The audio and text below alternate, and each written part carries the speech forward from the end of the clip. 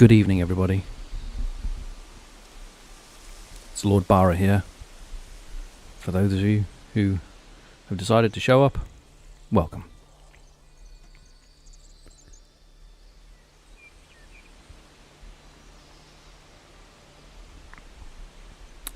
What do Fridays and unicorns have in common? They both bring magic into our lives.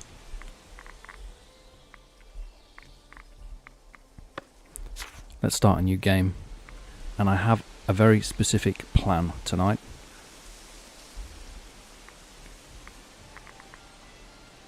I am going to... Well, hang on a minute. Is there anybody actually watching this? One, maybe. Oh, cheers indeed. First of all, what kind of a map shall I use? Am I going to go coastal, fluvial, or mountains?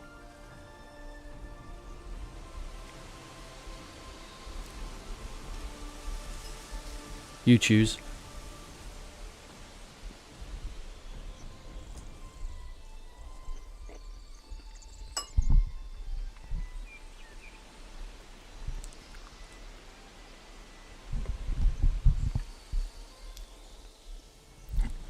Coastal, fluvial, or mountains?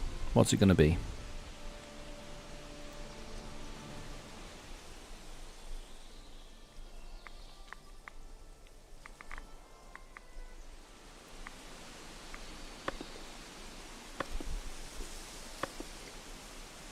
Ooh, that's quite nice with the little lake there.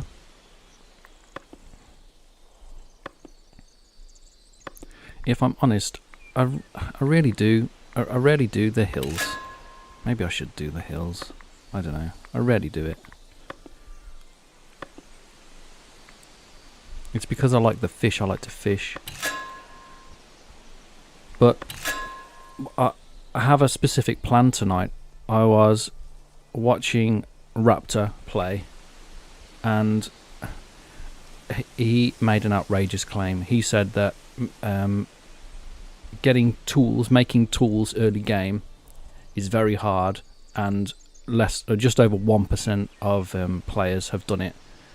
And I want to test that theory, so that's what I'm going to do tonight. But hills, yeah, I mean, for fun, hills can be fun. Alright, let's do hills. Very hills? Oof. It'll be difficult. Very hills, very slopey. Lots of promontories. It'd be nice if there was a little flat here. Just a flat somewhere. Maybe less slope. Try to get a little flat here. That could work. If I was able to have that as a starting territory. Yeah. Oh, this is working actually. Alright. Alright. Oh no, too much now. Okay, so how do I get this to just be a little bit more flat? No, too much. Okay, so I went, that's full. What if I reduce the promontory? No, that doesn't work at all. I quite like this. Alright. Let's see how it goes. It might be okay. I might be able to put a town in here. Something. Well, we'll see, won't we? Classic, standard settings. Unless I wanted to make it really hard. No, I don't make it right here. No. Relax. Or we could go for the stronghold. Dive into the military side of the game, because that's kind of the point. Because in my mind, having the making the tools early on, early game tools, points you in the direction of the military. So I could do that, but then I don't really want to do the rest of the requirements. So I'm going to stick to relax and play. I'm not up for that. That's not on my agenda tonight. It's just to get to tools. Don't really mind too much about this. Let's get one with tools on or something. This. There's no hammer. I've just noticed there's no hammer. There should be a hammer here, shouldn't there? Let's do that. One great big one. I don't like that. That'll do. Yeah, that'll do. And let's call it hammer. Hammer. And of course, Pioneer Bara for a start off. Hammertown, your village name is Hammer. It's a better name for that if we're going to go towards tools. Coal, because we're going to need coal.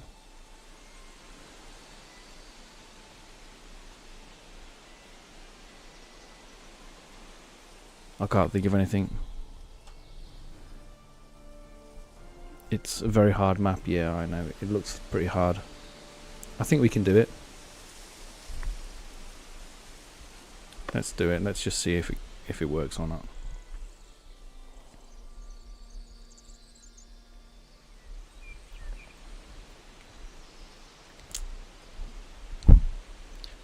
Welcome to the stream anyway. How's your week been? It's Friday. Everybody okay?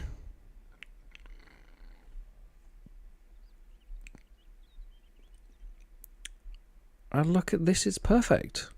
It's perfect. It's not a hard map. Come on. Look at this huge flat area. I know I'm kind of in the corner of the map, but that's fine. Where's my other promontory? Here we go. Ah, this is ideal. This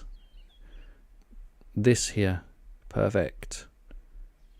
And a little hillock up there. It's gonna work. No, I don't stream on Twitch. I don't really use Twitch. I don't know much about it, to be honest. I do have a Twitch account. I set it up, but I've never used it. Should I stream on Twitch? I don't know. I don't know if anybody... I mean, I don't know if it's worth it to anybody for me to do that. I'm like just a teeny tiny non-existent channel which just does foundation content, and that's it.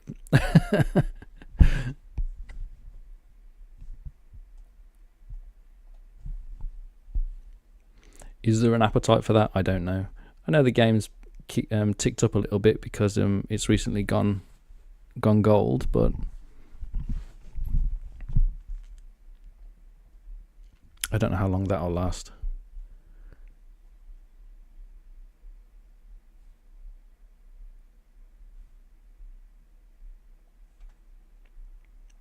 I'm going to go for this area here because I'm right next to some mining, which is what I'm going to get into. Let's do it. Boom. No messing around tonight.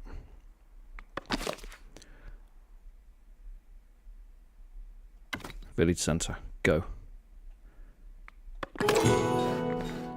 And I also want...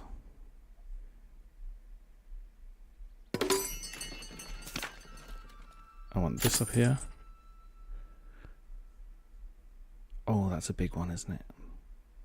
And I have that one there, yep. That one was free.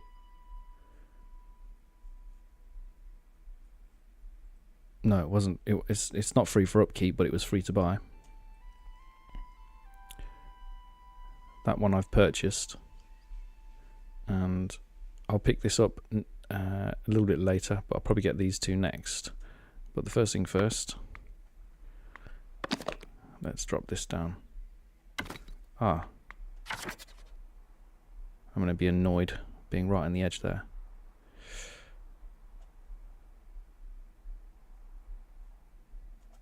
It's fine, I can risk it because I'm going to sprint. So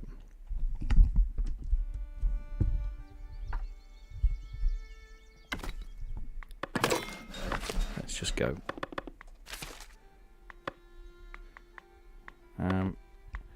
Feel free to ask me any questions what I'm doing if you're not familiar.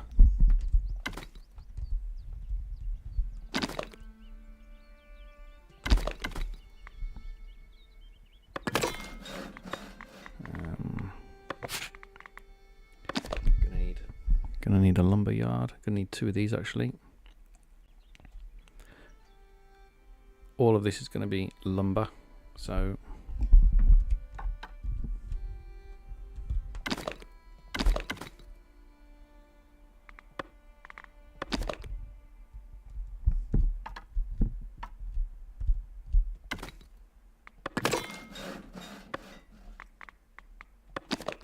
where's my stone? Oh wow, it's really far away. That's a shame. It's okay.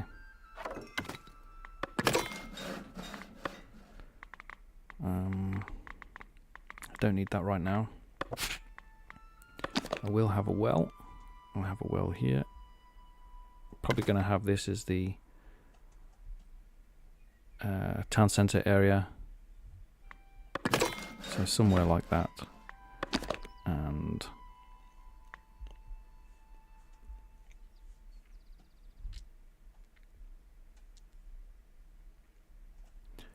I don't really care about this too much. It's going to move. This is going to move around a lot. Welcome, village people. Not the village people, you know, but something I've missed. Let's get storage and fish and a manor house for taxation. Okay, we're set. We've got 100 and we still got 115 gold. Cullenhan, you're welcome. Feel free to ask me any questions if you've got any questions.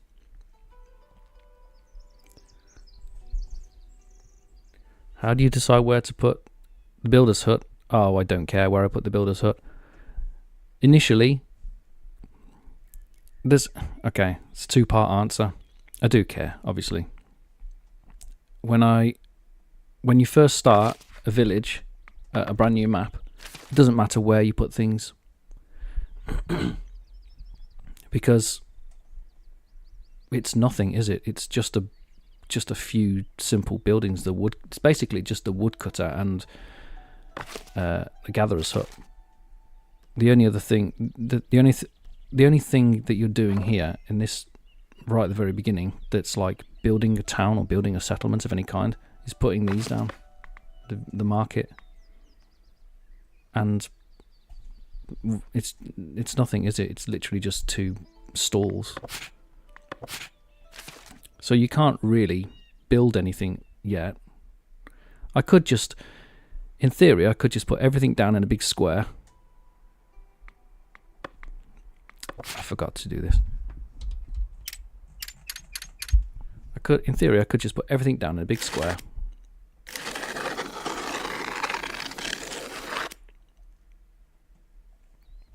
And forget about it. Right, let's get rid of all this. But I am planning ahead. So what I want to do is get the woodcutters to remove all of this forest here. And then I actually own this bit of territory up here, but I've already I've played Foundation for 5 years. It's my game, it's my jam, it's my go-to. I've been in early access right from the very beginning. So it's kind of, at this point, it's a bit second nature for me to look at this map and go, okay, well, I want this area to be earmarked as my main forestry area, and that's never going to change, because I know that once this has been deforested and cleared out, it's a nice space that I can build on. But you want a permanent location where your forest area is going to be, and that's where here on top of this hill, where it's difficult to build on terrain, I'll just have that as a permanent area to do forestry in. And but before I get there, I want to use the woodcutters to clear the area. So that's why I've built these woodcutters and the sawmill up on the hill, kind of, because I know that that's where they're probably going to be. But this guy, he's going to move around because it's an instant build. It costs nothing to build. I think it costs, actually, it does cost something. It costs 5, I think. It's not there, is it? Where is it? Yeah, it costs 5 wood to build that, so it's almost free. And you can just move that around wherever you want. It instantly builds, and then these builders then are right next to where you need them. So initially, I'll just put him anywhere, and then I'll move him around as it grows. I hope that answers the question.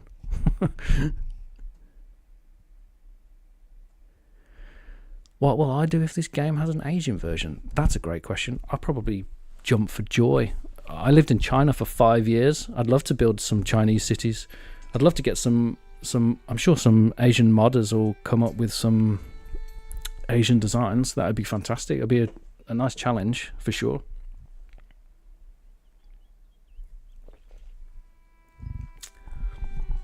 I don't know if there are any Chinese that watch these streams. 你好，我中国的朋友. If you're out there, you know. If not, then don't worry about it.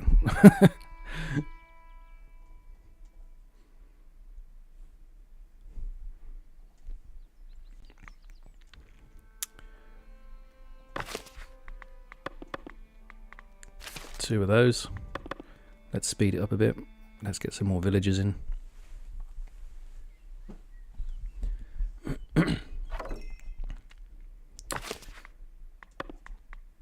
Don't have enough of those right now.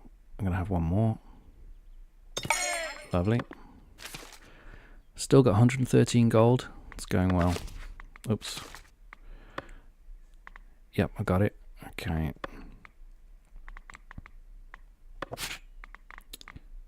Food. Now, one little trick about the fish is in this full version, you can, if you want to build a fishing hut, it has to be the fish resource has to be in your territory, which feels a little bit odd to me, because for the last 5 years in early access, your fishermen could always travel outside of your territory to get the fish, but they can't do that anymore. Oh, this is an ideal location, you know. I've got promontories here, here, here. This is going to go well. And look, there's iron down here as well. I don't know whether you know, but there are 2 types of these small stone resources. One of them's iron, and the other one is stone. There it is.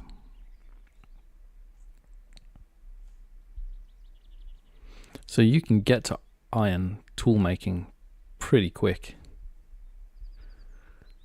Insufficient housing, that's right. Okay. Complaints have been made.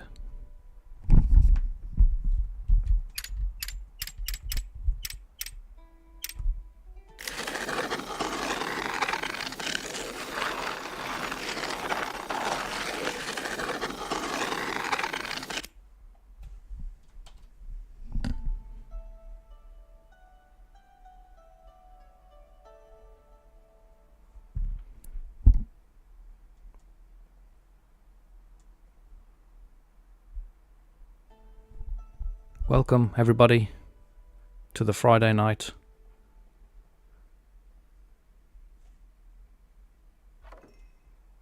I hope everybody's had a good week. Time to unwind and relax a little bit with some Foundation gameplay.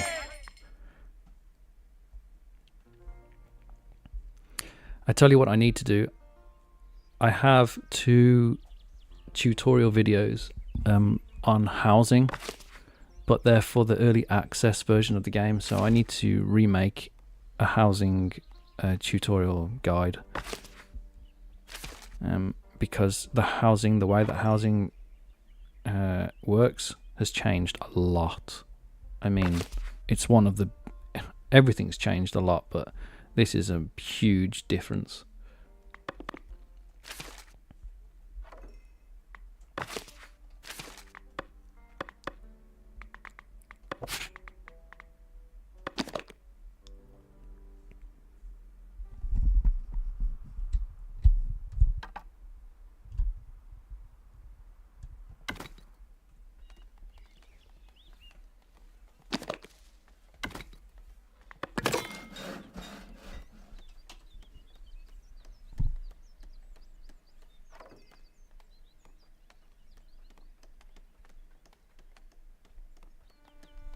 No, go ahead for it. Ask all your questions. Why not?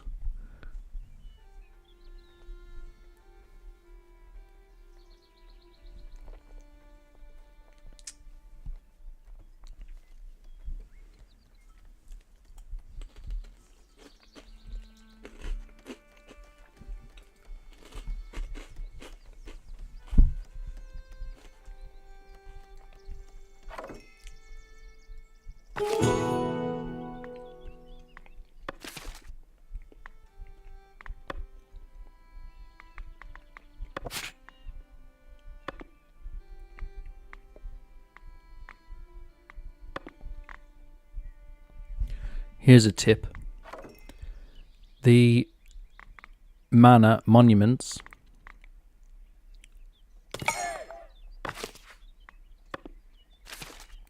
they don't require gold to build them. They only need resources. This number here is the maintenance cost. This is how much gold it will cost you per month to run the building. So when you're in the budget, where's budget? You'll see that it's an upkeep, an ongoing cost. It says 0 right now, but that's not true. Territory is an upkeep cost in my mind. So I can add this, and it'll cost me 3. But it doesn't cost me any gold to build it.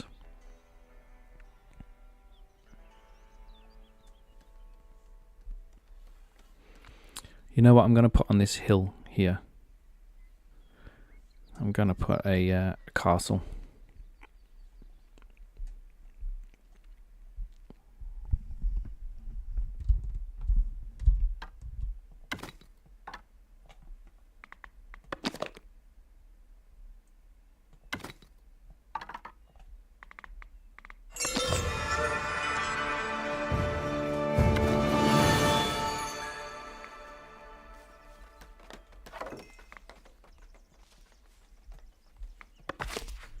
All right, let's become the Lord I was born to be. Boom, Lord Bara. Feels better. So, I'm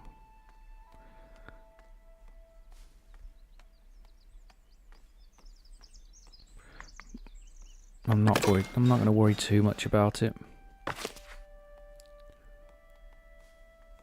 Here's a guy. Store some wood and some planks and some tools.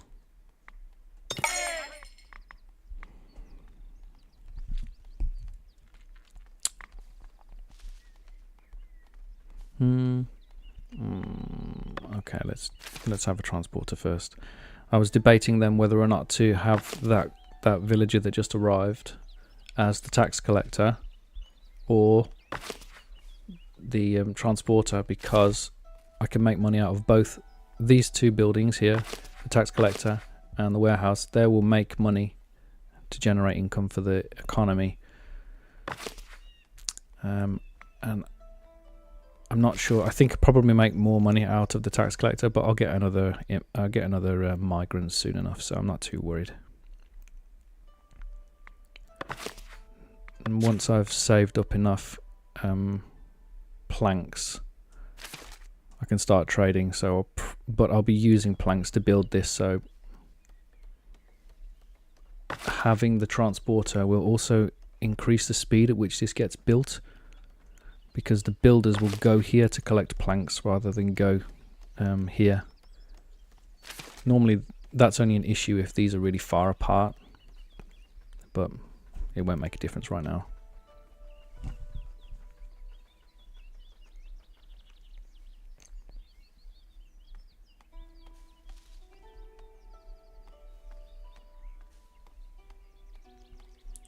Yeah, that would be really interesting, wouldn't it, to build the Great Wall, if that was a mod. I mean, there's walls in the game already, but still, it'd be better to have a wall that looked like the Great Wall. As like a... What would that could be, like special monuments to get, I don't know, special achievements or something, couldn't it? Like you built the Great Wall, or you built, I don't know, some other monument from around the world. That'd be pretty cool, actually.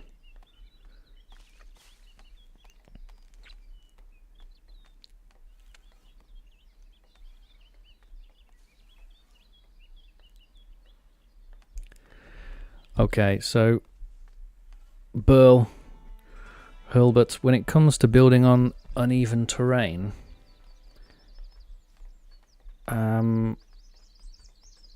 there's... Okay. Things don't always line up perfectly, do they? I know what you mean. So if I get this building out here and this building out here and I snap them together, the roof will line up perfectly. But when I do it on uneven terrain, double click, they'll become uneven like that, won't they? And that looks weird. I'm not sure if I'm breaking an NDA here.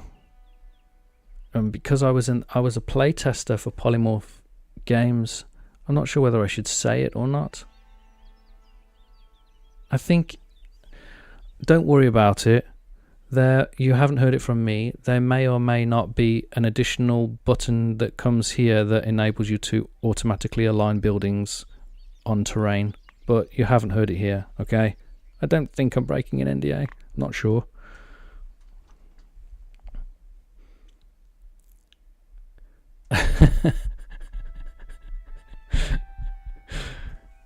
I am a South American rodent. That's right. I am Lord Capybara. And he's very good. It's Friday night.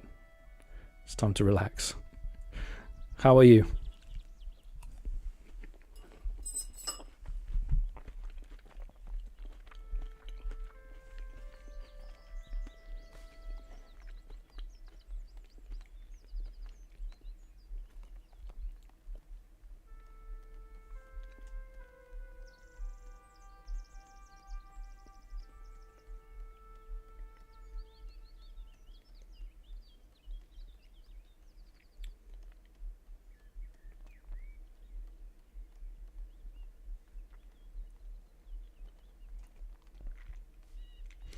Can I ask, what's the quality of the stream like? Is it okay to look at?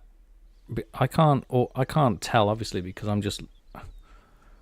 Well, I'm not looking at it on another device. I could look at another device, I suppose. But I'll ask you, seeing as you're here. Okay. One thing. Quick tip. Assign a tax collector. And... it's not quite built yet, so this won't work. I'll have to say that in a minute when it actually finishes building. Okay, hold that thought.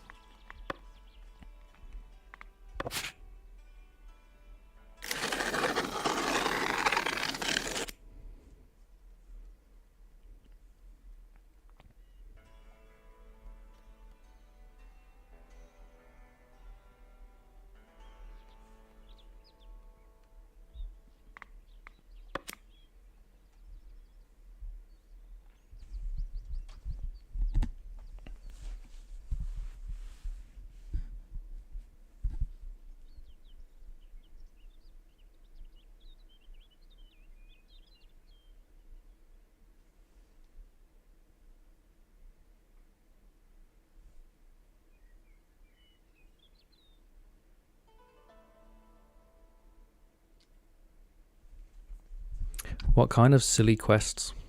I already have a quest. I'm doing tool making. That's what I'm doing as early as possible. The challenge is to see how early on in the game I can do tool making. Okay, tax office built. Don't forget to go to... No, it's not built yet.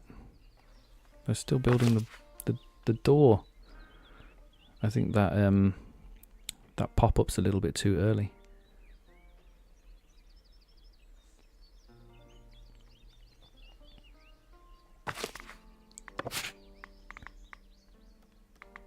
I need 1, 2, 3 more houses. Okay, now it's built. Go to taxation. I'm now going to make 56 gold a month, which will more than cover my costs.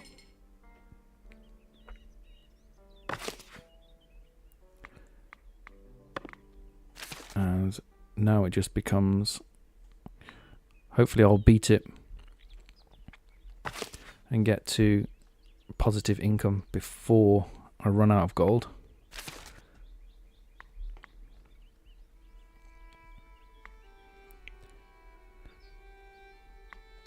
And then I can work on prosperity, and I'll get that once I get a couple more villages. I'll get to 10, and then I can go straight for tooling. I will need a refined food though as well, so I'll also need to either get farming or butchering. Not sure which one to get.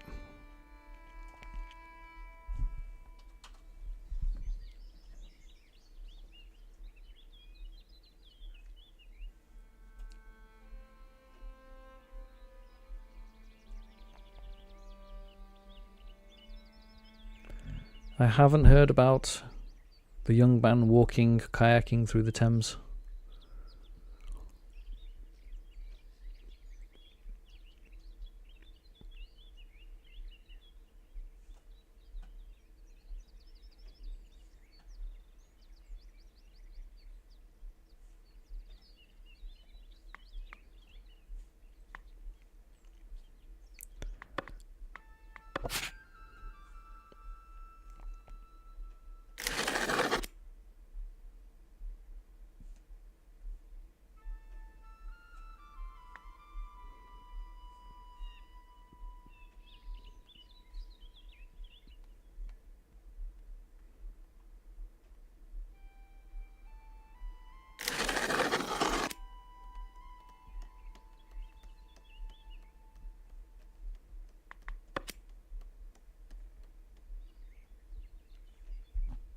This is going to work out with a King's Road that comes round this hillock. This is a huge, relatively flat area. I thought this map was going to be way worse than it actually is.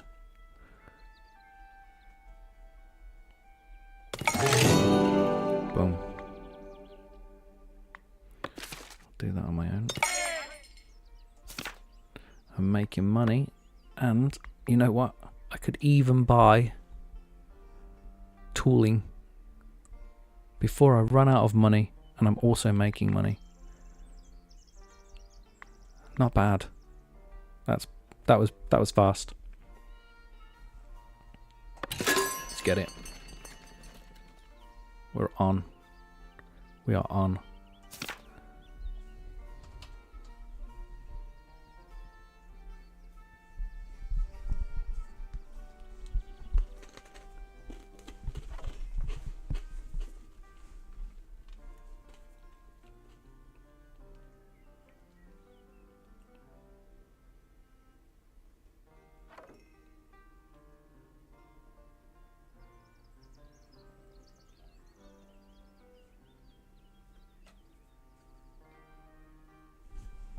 What silly quests do you have in mind? What kind of silly quests?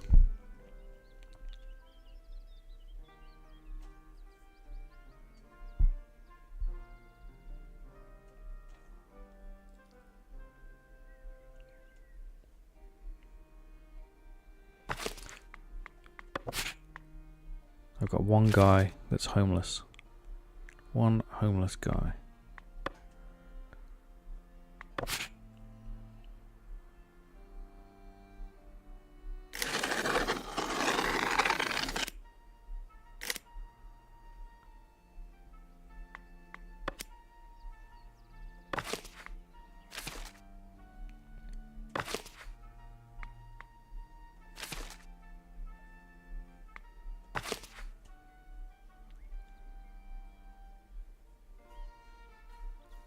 $25 planks. So I can now buy, well, now I can unlock trade route and set up.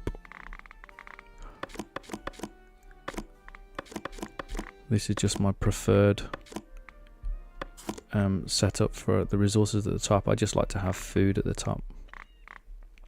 So fish, berries, meat, fish, and cheese, and where's bread? Where's bread?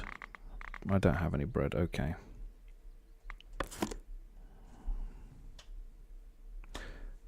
$50 planks. Sell them all.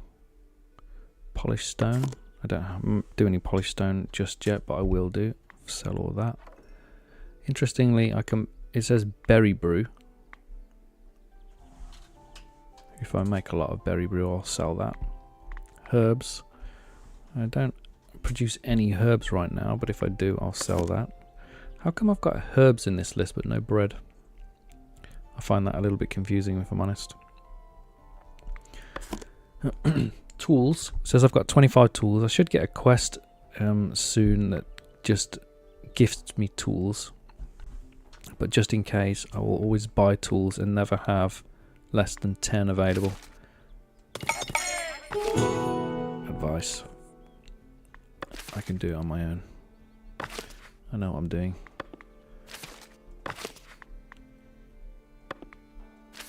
I'm sprinting.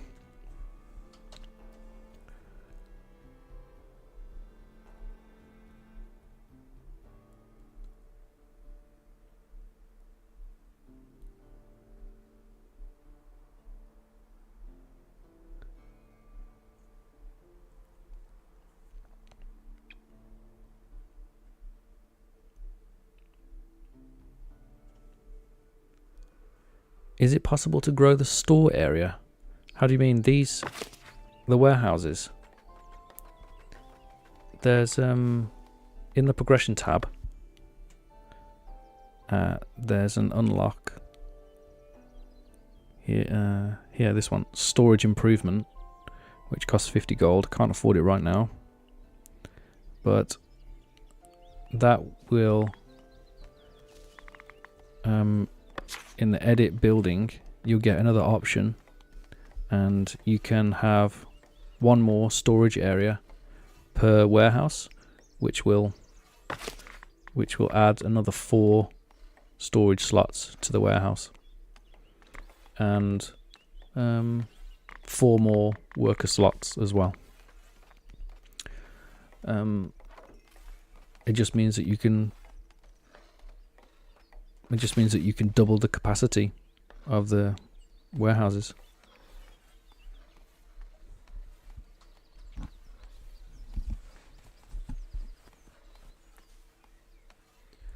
Rumania. I need to update my housing guide. I've got 2 housing guide videos that I've made on Steam, on YouTube. But they're for the early access version of the game, and the housing is quite different now. So I would like to remake or make new videos about housing.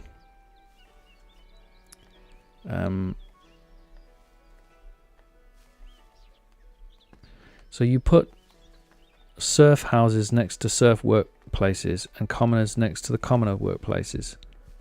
What was messy about it?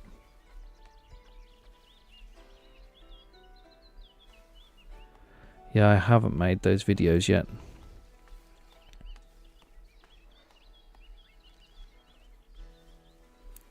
But what was messy about it? That sounds sensible to me.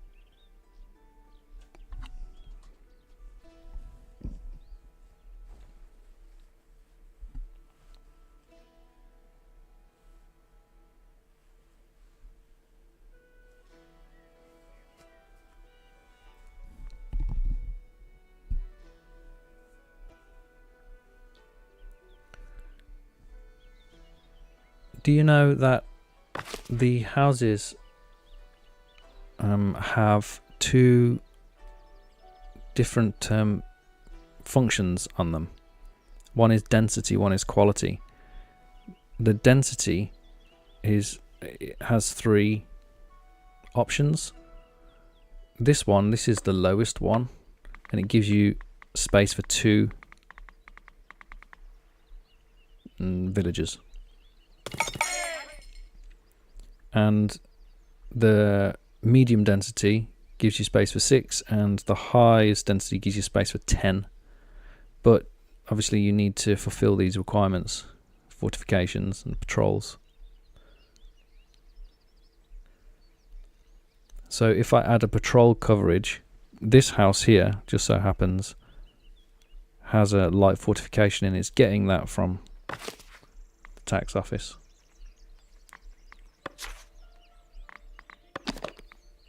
You can see it's just on the edge.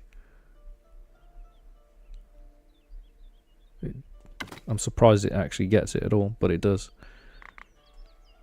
And so if I add a patrol, this will upgrade, and I'll be able to get 6 people in.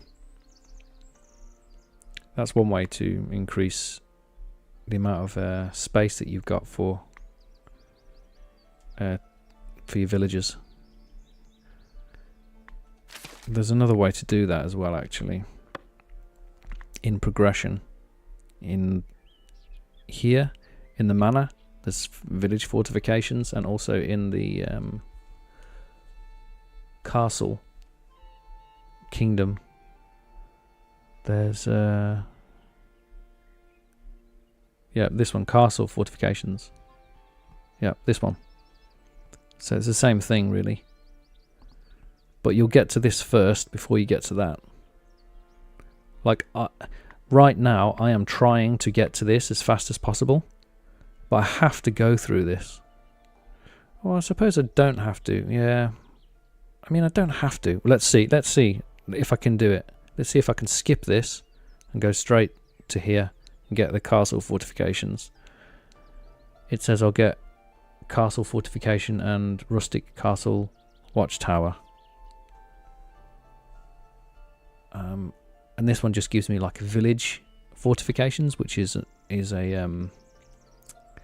wall, and that does the same thing that the tower does. So that tower had a pink, I don't know if it's pink or purple, had a purple circle, and if you, the wall fortification that you can build, you just build a wall, and it does the same thing as the tower, and that will give you the light fortification that you need for the medium density housing.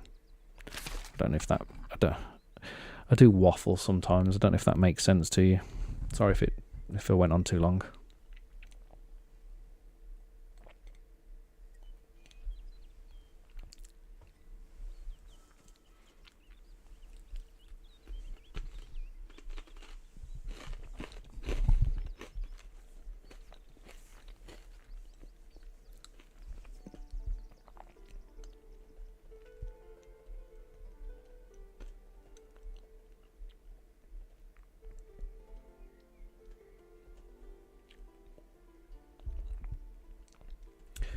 Yeah, I'm sorry that my my other 2 videos on housing aren't very useful because they're for the early access version of the game. But I'll try to do it next week, I think.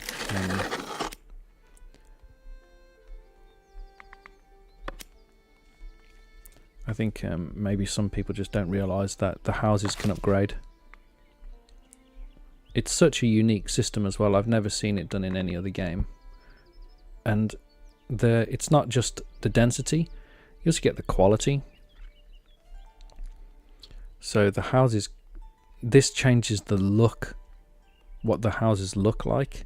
If I leave them, so I could have low quality, high density, or I could have medium density, sorry, medium quality, medium density. So I can mix and match this. I don't know how many different. Somebody be better at math than I am in the chat probably. But how many different ways can you mix and match these? Is it just 3 times 3? I'm not sure. Yeah, it's probably just 3 times 3, isn't it? Or is it 3 times 6? I'm not sure. It's 3 times 3. I think it's 3 times 3. So there's 9 different styles of housing that you can have.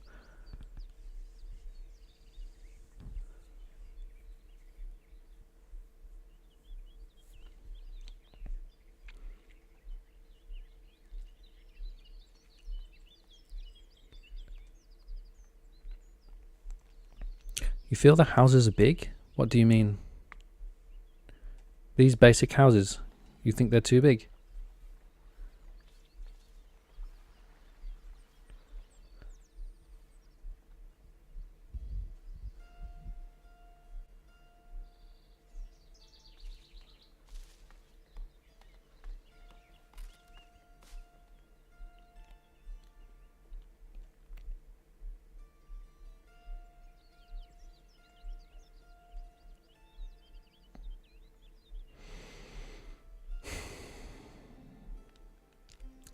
I need a refined food. I want to get straight to making tooling, and I've bought it already. And I'm making money. But I need a refined food. So, shall I make bread? Or do butchering? This is easier and faster.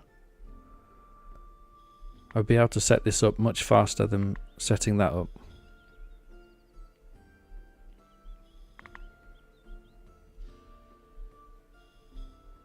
But I think I need the space.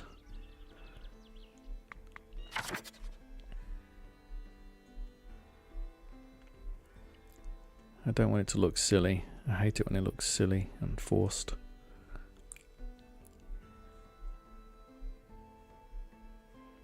But I could buy this area down here and then put some farms down there. Or I could buy this. Oh, let's have a look.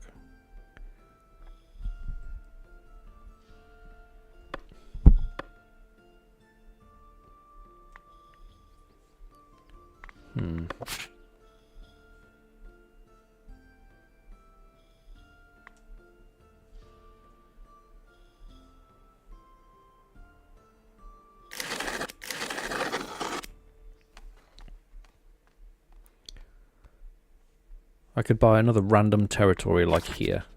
Maybe not there. Probably this one. It would be full of boar.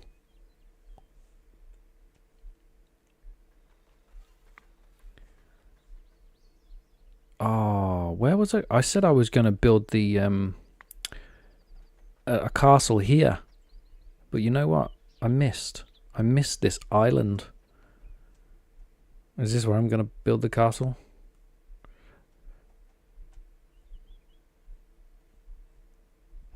It's kind of asking for a castle, the island, isn't it?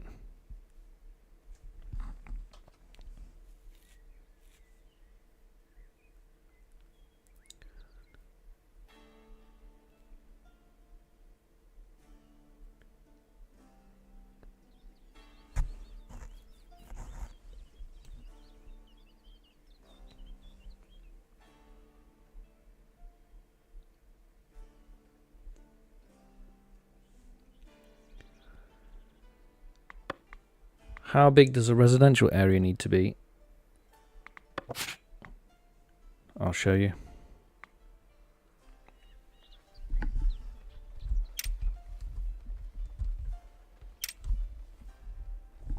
This big. Which is as a Here's your village centre.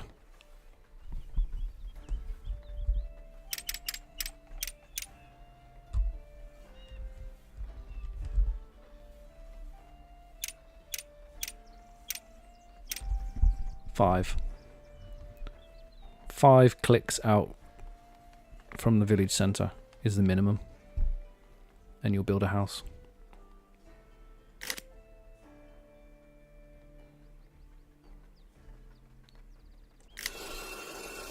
But I don't want a house there.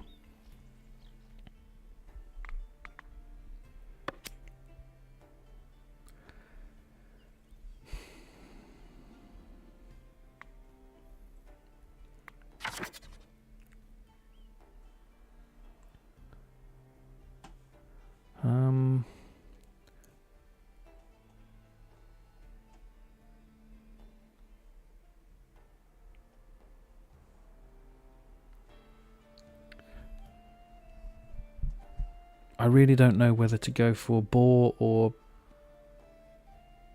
bread. If I buy this, there'd definitely be boar in there.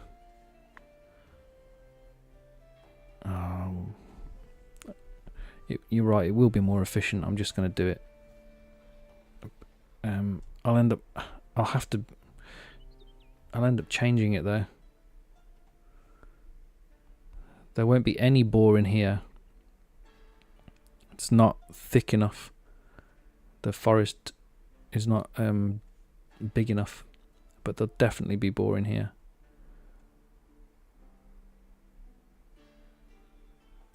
This is a trickiest situation for refined food than it seems. There might be 1 or 2 boar in there, but not a lot. Probably want this whole area really for hunting, and that's 1, 2, 3, 4, at least 4 territories.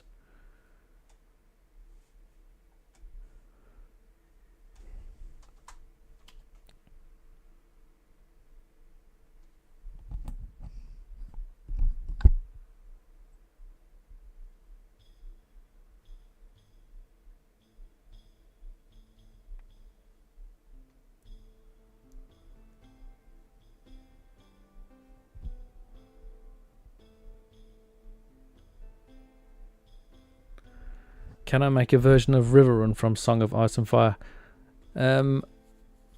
Maybe I will accept a challenge at a later for another live stream or something, or I wouldn't be able to do it in a live stream unless I did it over multiple sessions. But I suppose I could try to do a build from some other based on something. But not tonight. Tonight I'm just doing tooling. But it's a good shout.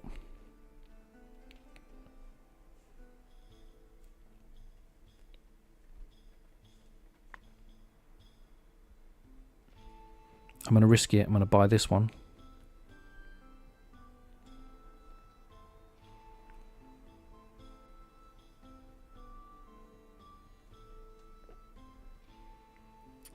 No, do you know what I'm going to do first? I'll tell you what I'm going to do first. I'm going to get butchering first. And I've still got some money. But now I'll be able to see, won't I, where the boar is. Ah, perfect. And it's right in that territory there. You know what? It's a shame that I'm going to use this area for my forestry because there's lots of boar up there.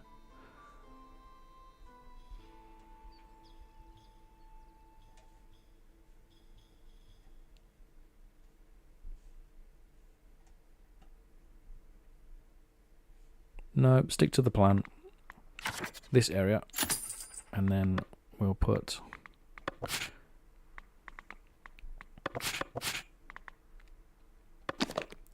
two of these down.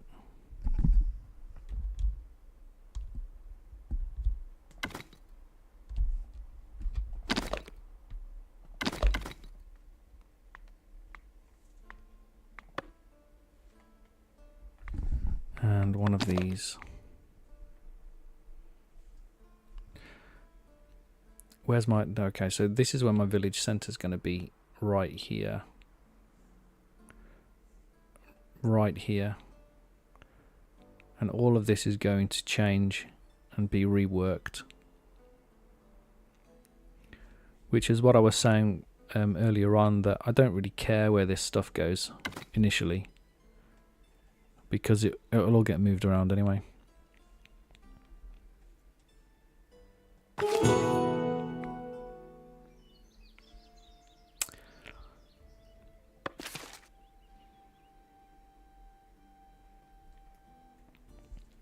In the early access version of the game, the planning stage was the flow of the game was quite different.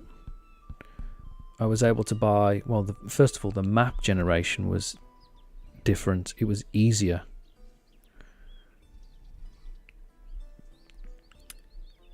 There was more flat land, and the resources were easier to get to. It's more of a challenge now in the full release. It's definitely much harder.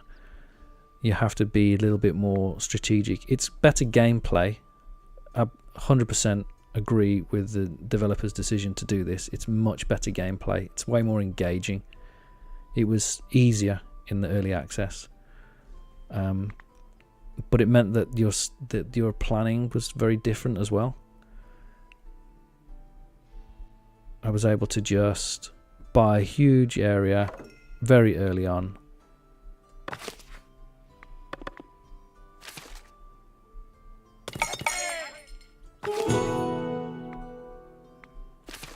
And then buy a huge area early on in the game, and then plan what the town was going to look like in very large, broad strokes. But now I'm forced to just make do early game, and then I can plan later on. But I think it's better gameplay.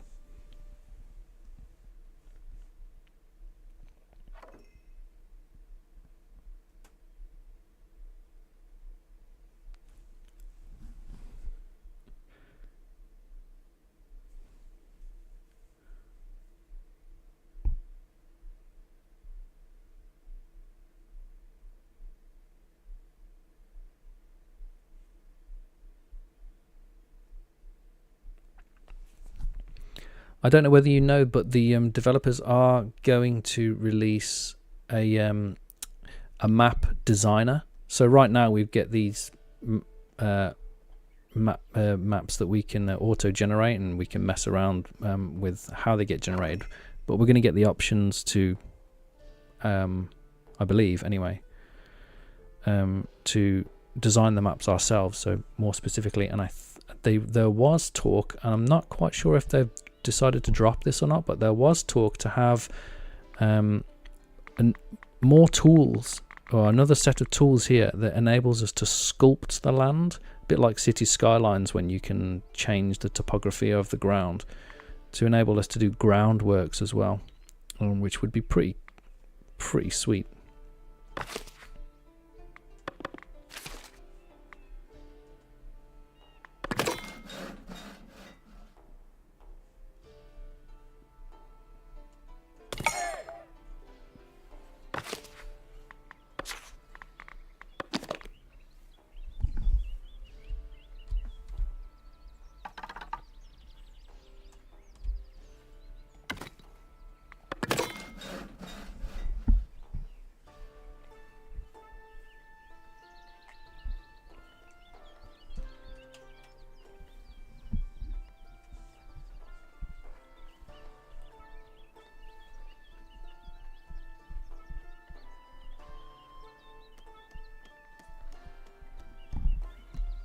I actually think it's pretty funny in nowadays game development, where it's, well, what's the difference between something being live and something being in development anymore?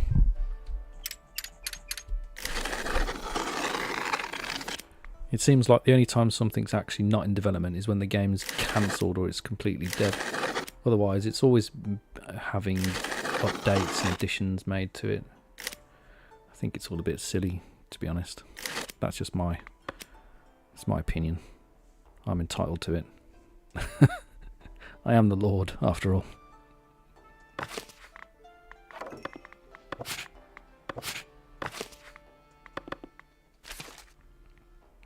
There we go, they should stop complaining about.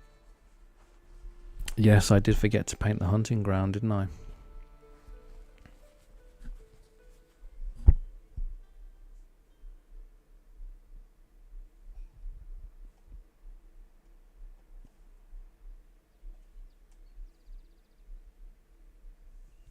Shall we have some evening vibes? How do you feel about that?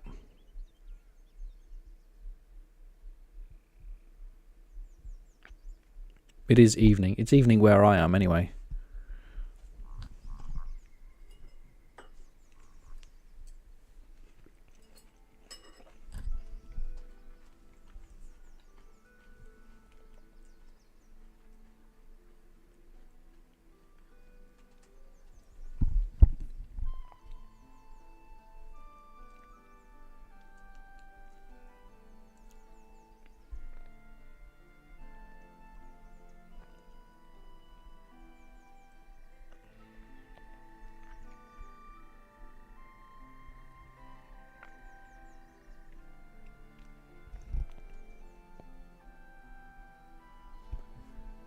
There's a lot of nice features on this map, actually. I quite like.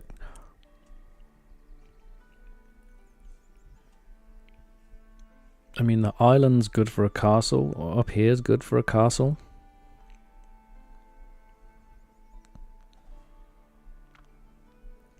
I think I was selling it a bit short, saying I'll put a castle here. I'll put a church up here. I'm gonna need a church.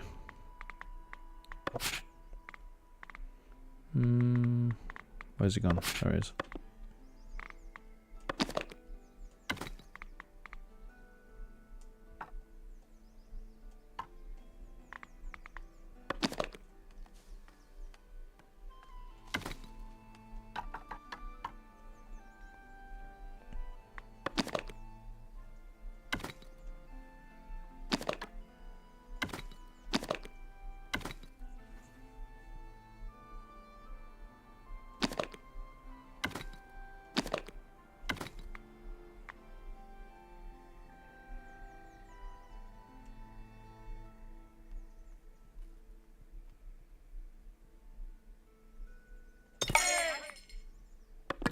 Gonna need a priest.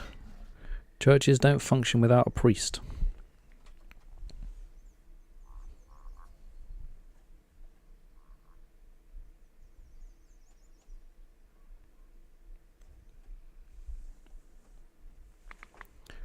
How am I doing for money?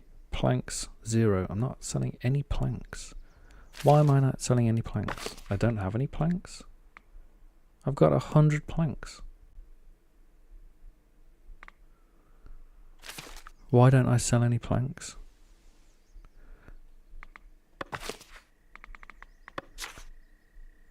Trade route unlocked. I should be selling 25 planks. Who's this? Okay. I must have felt him coming or something. Just make sure that I'm selling planks. Planks. Yes.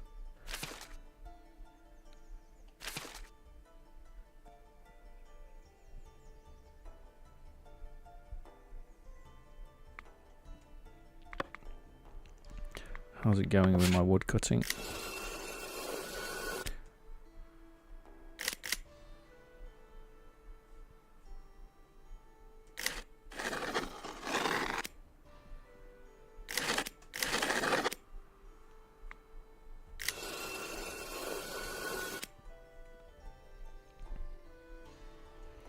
If I buy this little bit of... Oh no, I'll have to expand my territory over here for boar. That's okay. Church is going to be the very edge of this settlement anyway. Please don't tell me he just walked straight past me and didn't buy anything. What's his problem?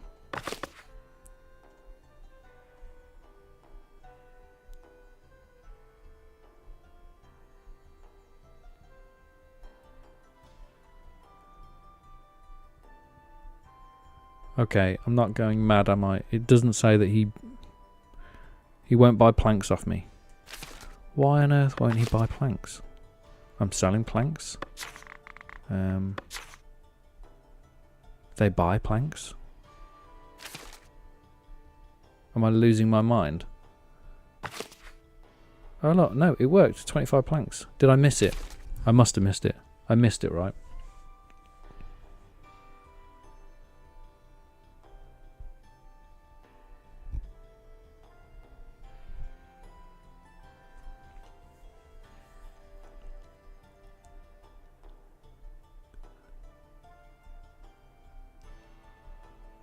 You know, if a villager gets stuck somewhere, delete the building and rebuild it. That usually solves the problem.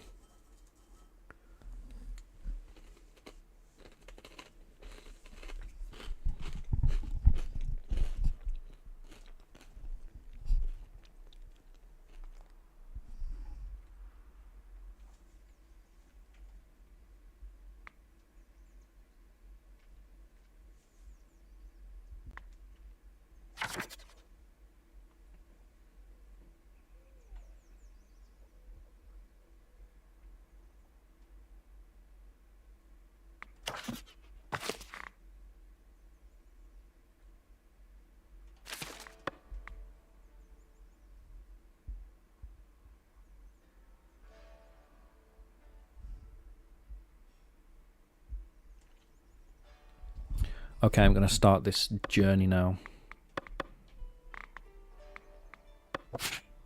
Resources. Things I'm going to need: an iron mine, a charcoal hut. It's quite a large building, that is. An iron smelter. And a blacksmith.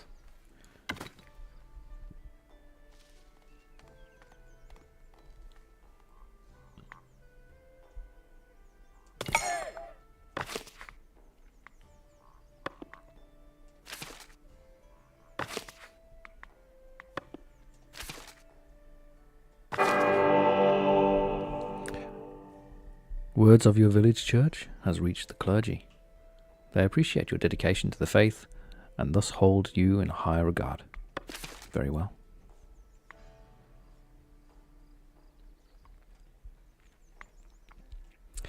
Okay.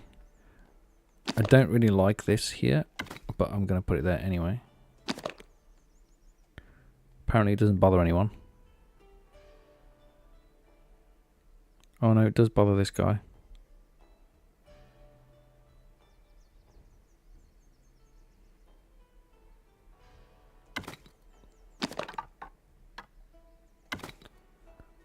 Let's put it here. I'm not sure what triggers this. Your villagers are eligible for a new status, commoner. I'm not sure what triggers that. I think it's the building of the church. But I don't see why that would matter. I would have thought, I think that's a bug. I think what should trigger that is the building of the bailiff office. And I haven't unlocked the bailiff office yet. Here he is.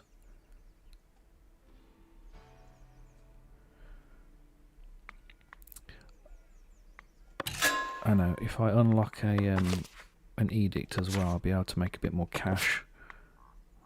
Or rather, reduce my operating costs.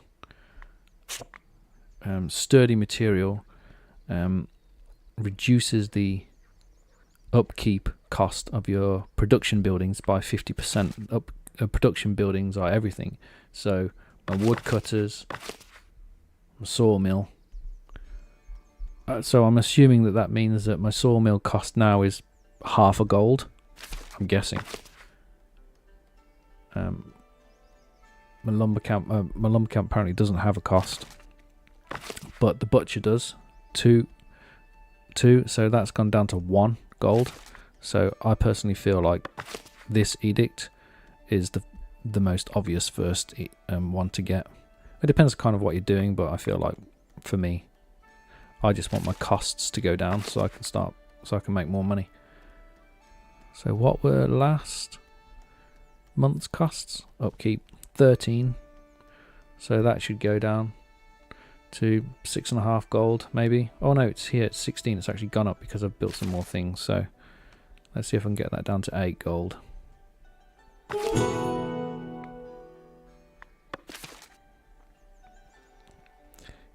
So I feel like that's okay there. I'll build that. I don't want this house here anymore. Goodbye.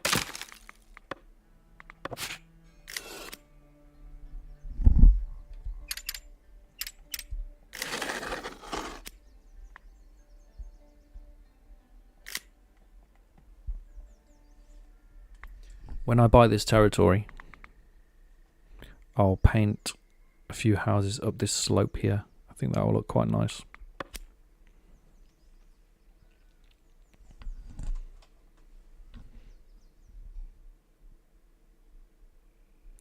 What's my worst plumbing situation I've encountered? Well, every plumber has leaks. So, I mean, the worst situation that you can have is a leak that causes damage. So, yeah, that's happened. Not severe damage, just, wet floor, very wet floor. I've never had any serious leaks. Touch wood. I've got some wood here somewhere. I must have some wood somewhere. I've got some melamine. Does that count? Oh no, here's some wood. There we go. I've never had anything serious. But I've had leaks. Every plumber has leaks. That's just par for the course.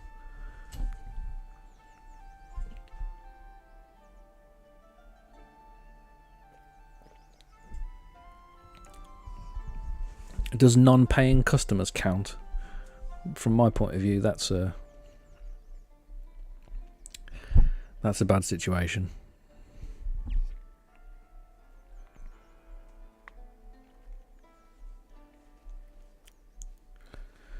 I need to buy this territory or this territory. I'm going to get this one. I also want this one as well. So I can start planning out my town centre, which I'm going to put here.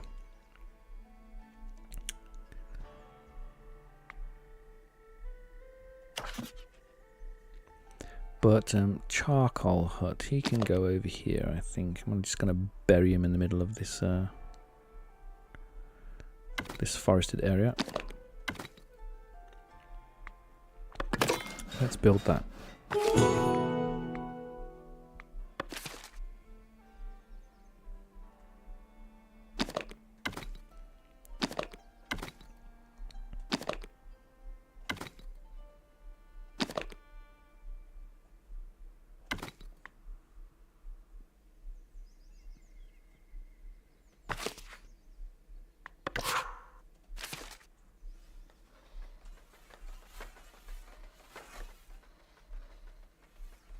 What's the problem with the destination?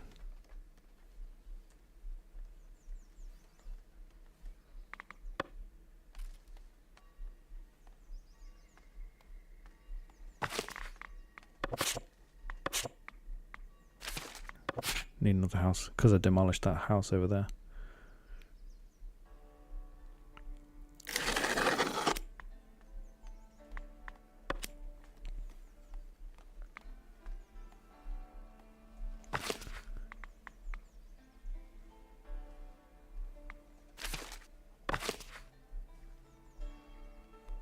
.24 population 30.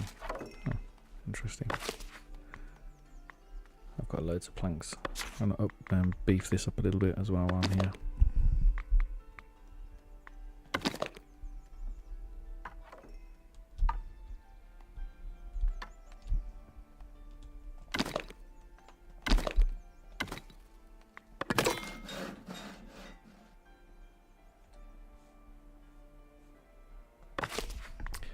You can get 3 charcoal burners in here. Let's go with 2 for the time being. Oh, I can't build it. I'm out of gold.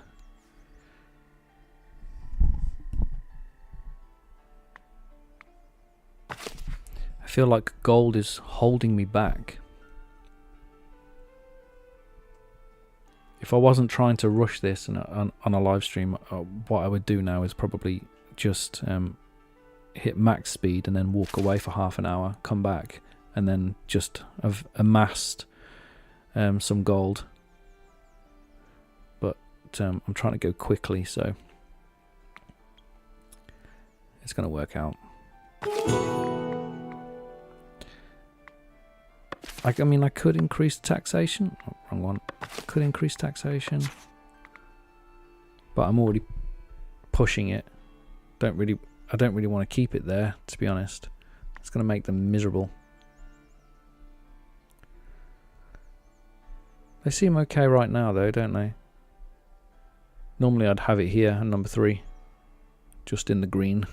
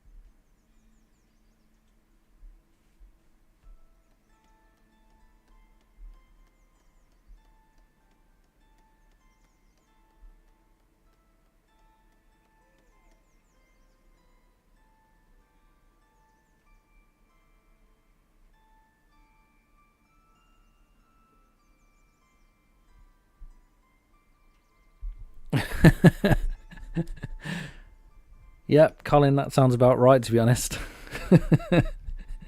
Yes. There's usually some planning oddity on the house, which means that you can't take the plaster out because it's 450 years old or something, so you have to be a bit more cunning about it.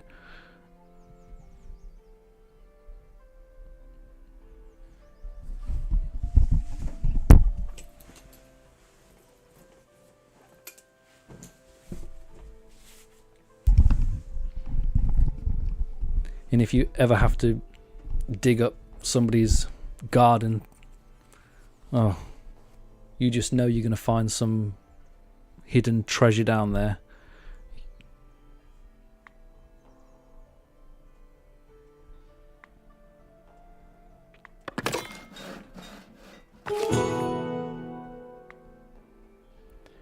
Progressing with the estates, I can do that on my own.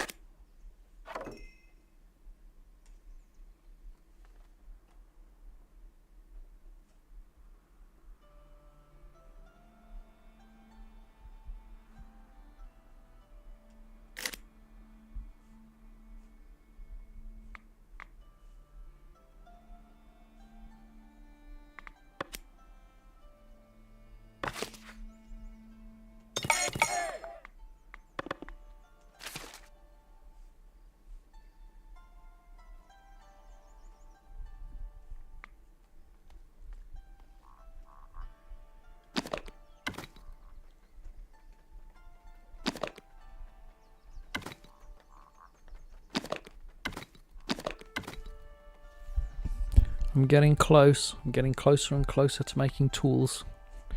I want to check how long I've been on this stream now. Oh, where does it tell me that?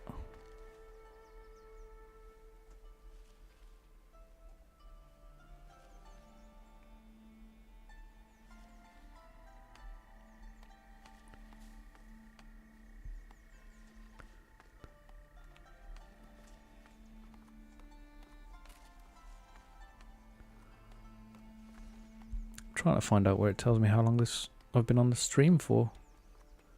It just says okay, well, I started at 6:45, so under 2 hours.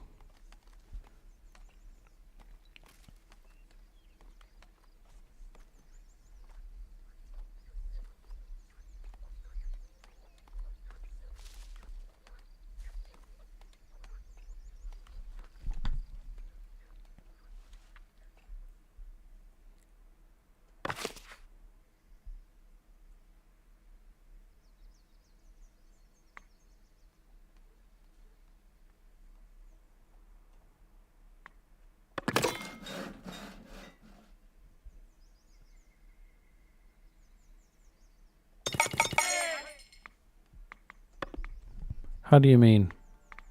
The charcoal can produce a maximum of 50. The ratio should be I'm not sure. It used to be 2 to 1. So it used to be 2 charcoal huts for every 1 smelter, and 2 smelters for every 1 blacksmith. So you'd need 4 charcoal huts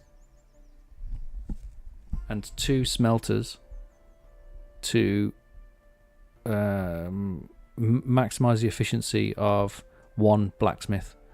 I'm not sure that's the case anymore, though. We will see.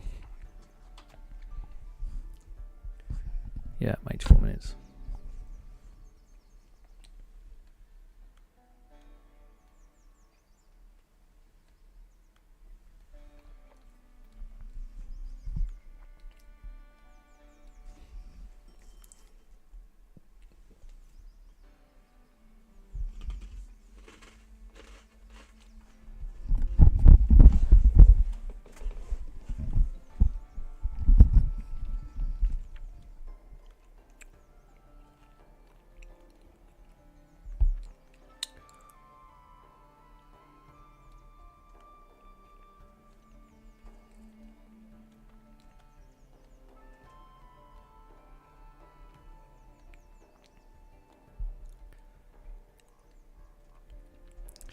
You know what? You can all wish me luck this weekend. I might hit a milestone for this YouTube channel.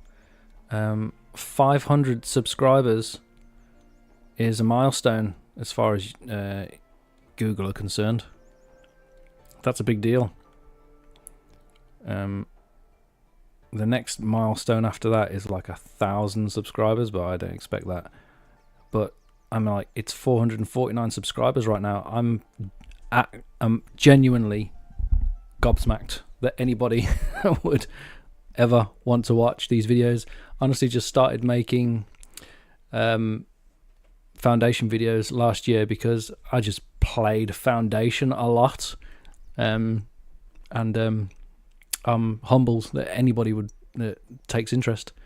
So thanks everyone that is subscribed, or that takes an interest. I really appreciate it.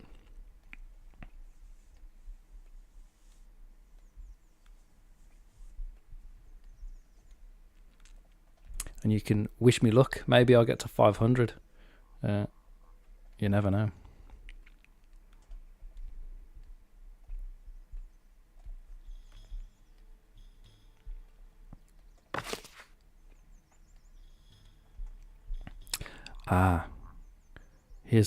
Here's an unforeseen hurdle to jump here. I wasn't anticipating needing polished stone. That's okay. can't buy it right now. I'm gonna need to wait for 50 gold.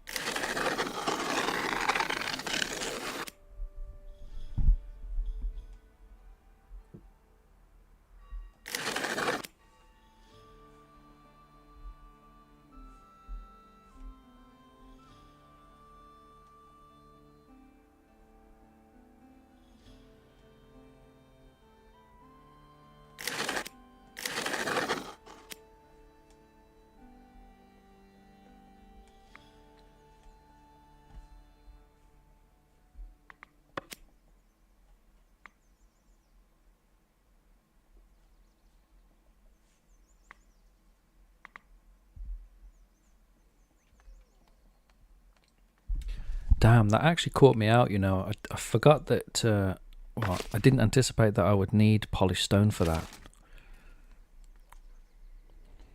It's not a problem. Just, I don't often get caught out.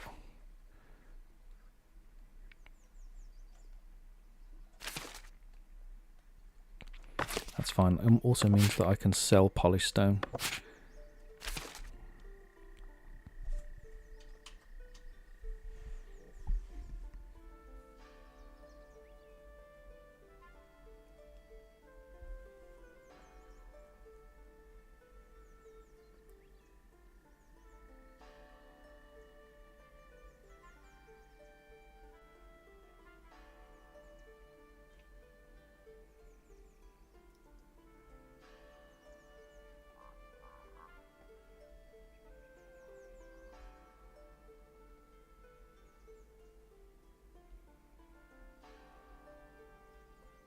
Well, thanks for the sub, Mutilated Source. I appreciate that.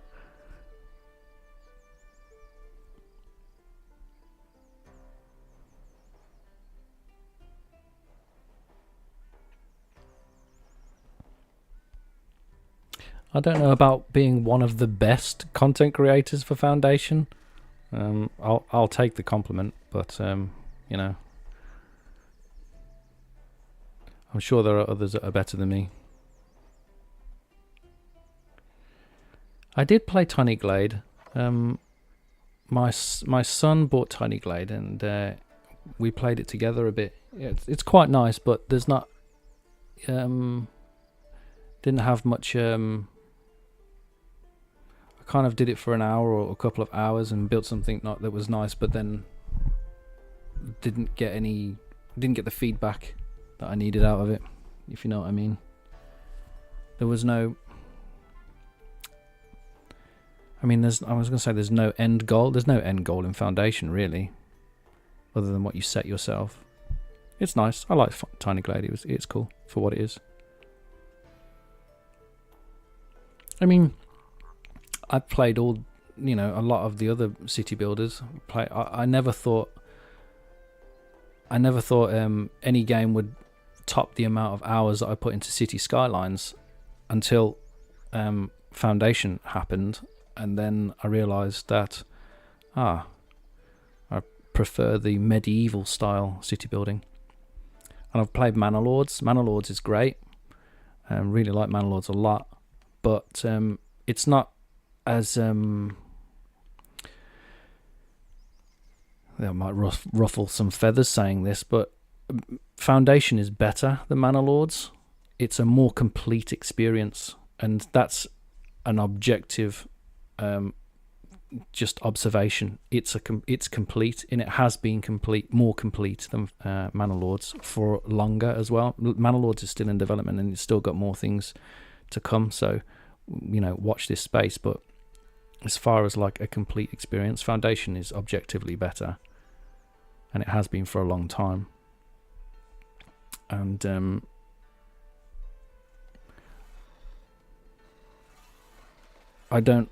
Manor Lords looks better, I suppose you could say that. But the art style's different, and I'm not really bothered about the art style, to be fair. I like this. It looks cool. It looks cute. It looks nice, especially with the new, you know, the new graphical overhaul and all that. It looks superb. But that's just a matter of taste, I think. You know, I played a lot of what's it called?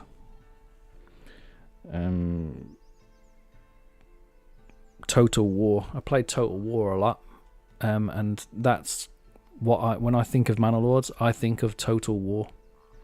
So, you know, having large armies and battling them, which is cool, which is fun, and it's quite novel, isn't it, to integrate that into a what is predominantly a city builder.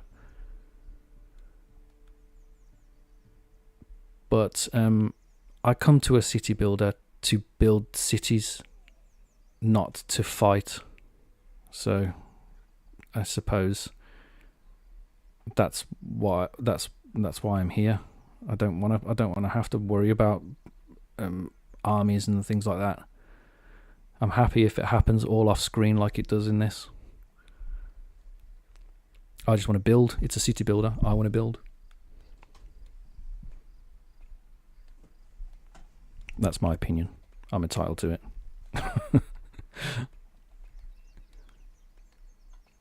Okay. Should be able to buy this now.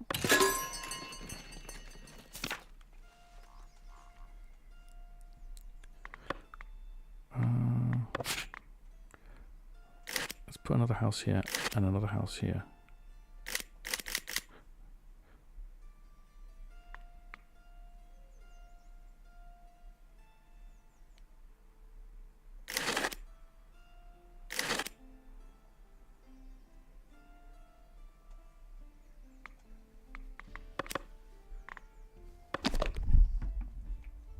I'm going to need 2 of these minimum.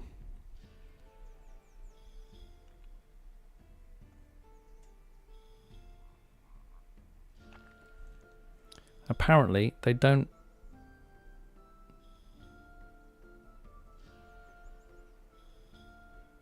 Oh yeah, they do. Okay. Take that back.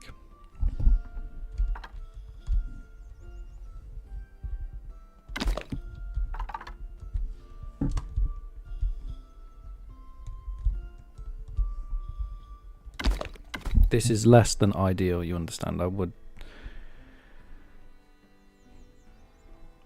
I mean, it's going okay-ish. I can't leave this. Like I said, I'm rushing this because I want to get to tooling as fast as possible. And I think it's looking like I can probably do it in 2 hours. But I can't leave this like this. It's too messy for me, for my liking. I need to come through here and put a proper town centre in.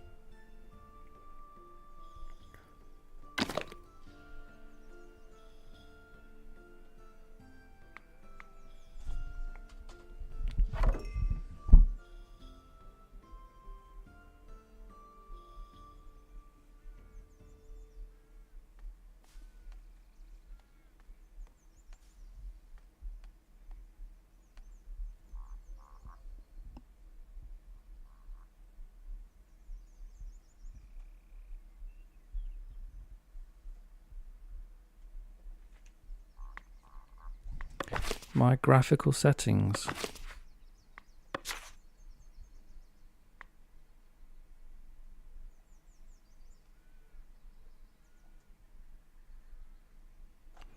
I've had to turn the shadow quality down, if I'm honest. And the depth of field is maybe different from yours. My PC is pretty old. I'm running a 980 Ti. So it does well. I can put the where is it? I could put the FPS on if you like. You can see how bad it is.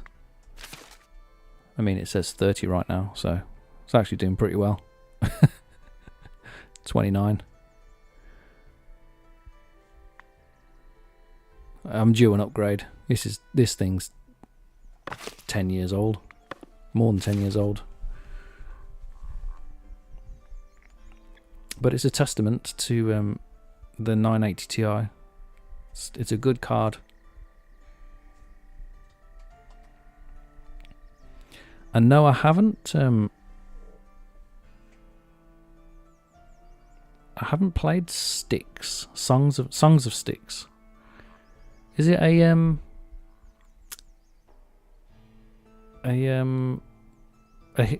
another historical one? Like based in Egypt or something? It sounds like Songs of Styx sounds Egyptian.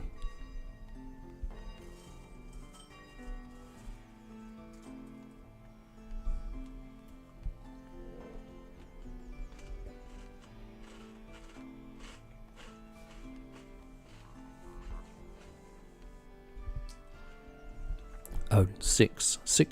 Songs of Six. SYX. 6.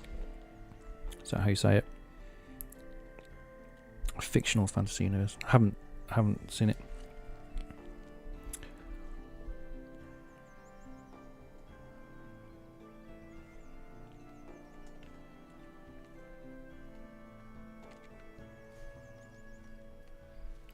Is it worth looking at Songs of Six?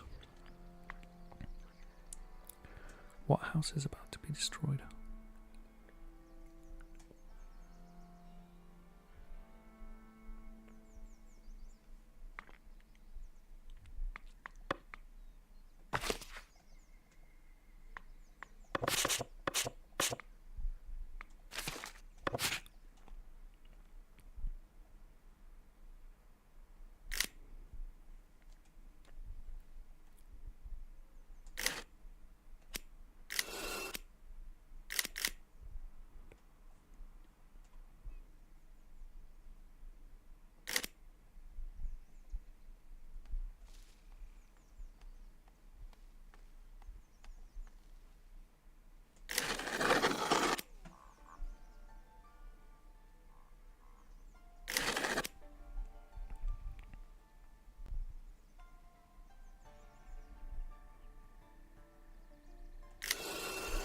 This is the problem with the new housing scheme, because you need to have fortifications in order to upgrade the houses.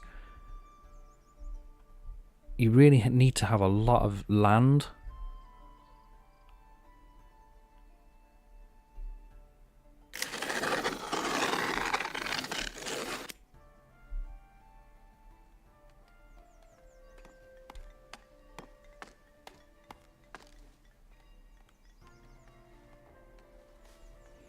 All this needs to be redesigned. It's kind of driving me mad, to be honest. But if I do it now, I'll just slow everything down. I know housing is insufficient. I've tried to build you houses, but you don't seem to want to do it. Come on. Huh? Why is that so? Okay.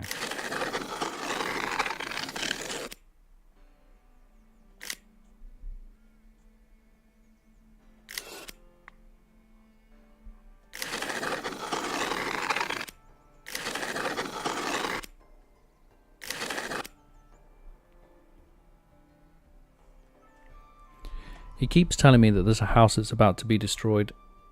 Can anybody see it? I can't see it.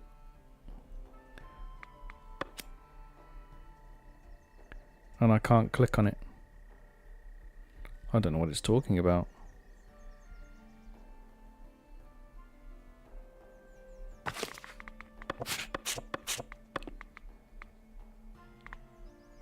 A fisherman.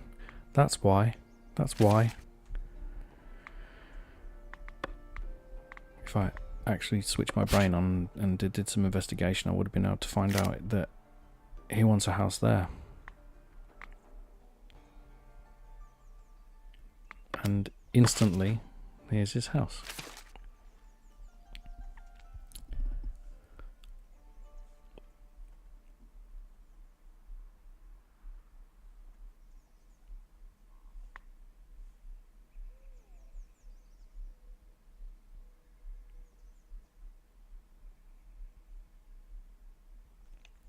25 planks.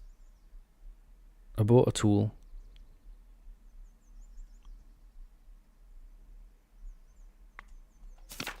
And I'm making money. Just not a lot. Oh, actually, they actually sold 50 planks then. That's interesting. I can't upgrade this. I don't have a bailiff, and I don't make any bread.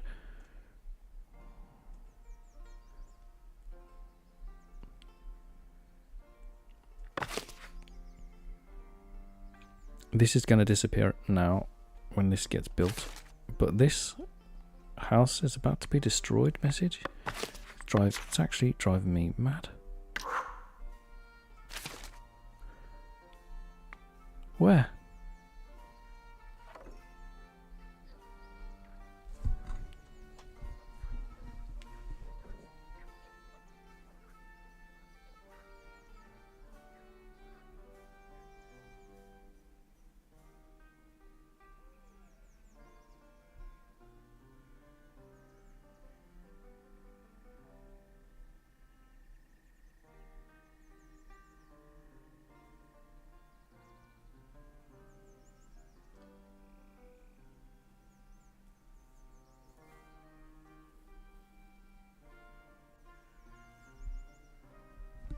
Welcome, Ian Lewis. Catch up.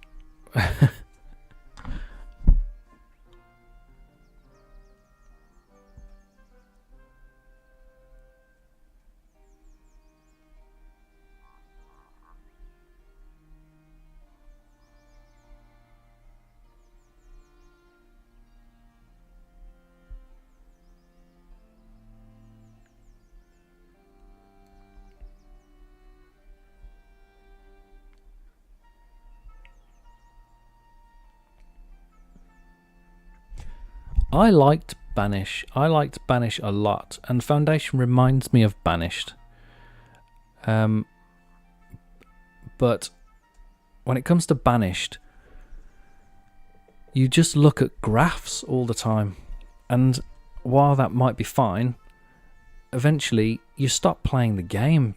You stop looking at the buildings, and you just look at the graphs, and then you become a mathematician.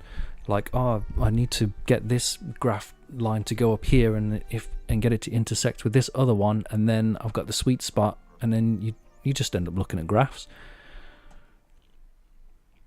I'm not saying there's anything wrong with looking at graphs. I like a good graph, you know, when the mood strikes me. But I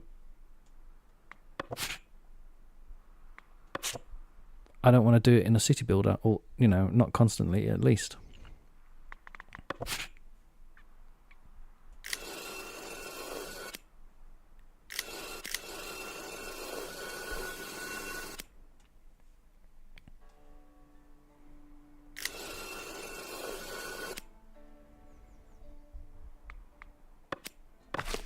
Is this getting built yet? No, still not built. I'm gonna have to get another one of these. Come on.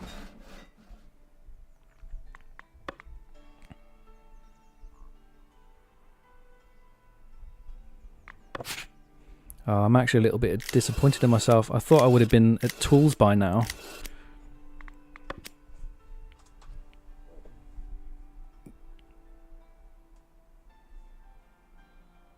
Not nearly 2 hours. Oh.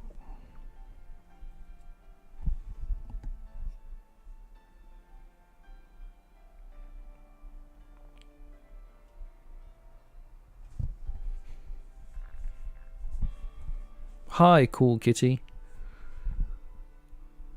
You contemplating buying Foundation, but you're on the fence. I'm not going to try to sell you Foundation. I will say, however, that out of all of the city builders that I play or have played, this is the one that I come back to time and time again for far too many hours.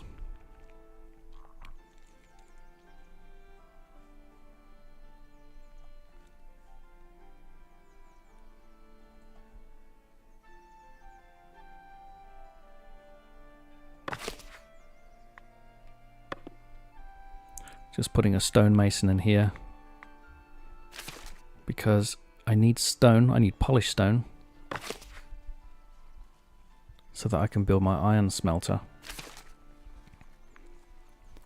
And I'm on challenge mode, kitty. Not an official one. But I want to make tools because it's tricky to make tools early game. So I'm trying to get to tools as fast as I can.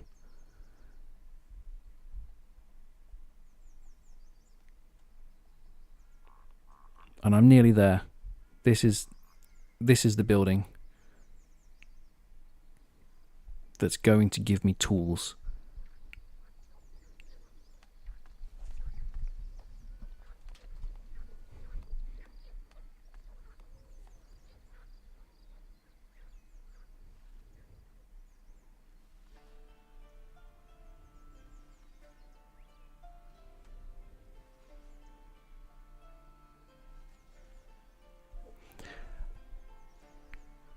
Memoriopolis. I haven't played that one either.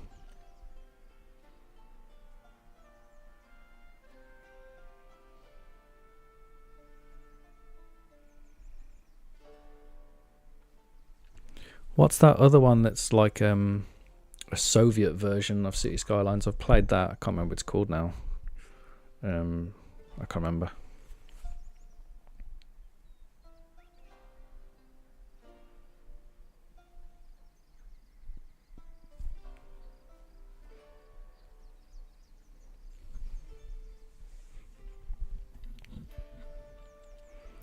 If you want to make money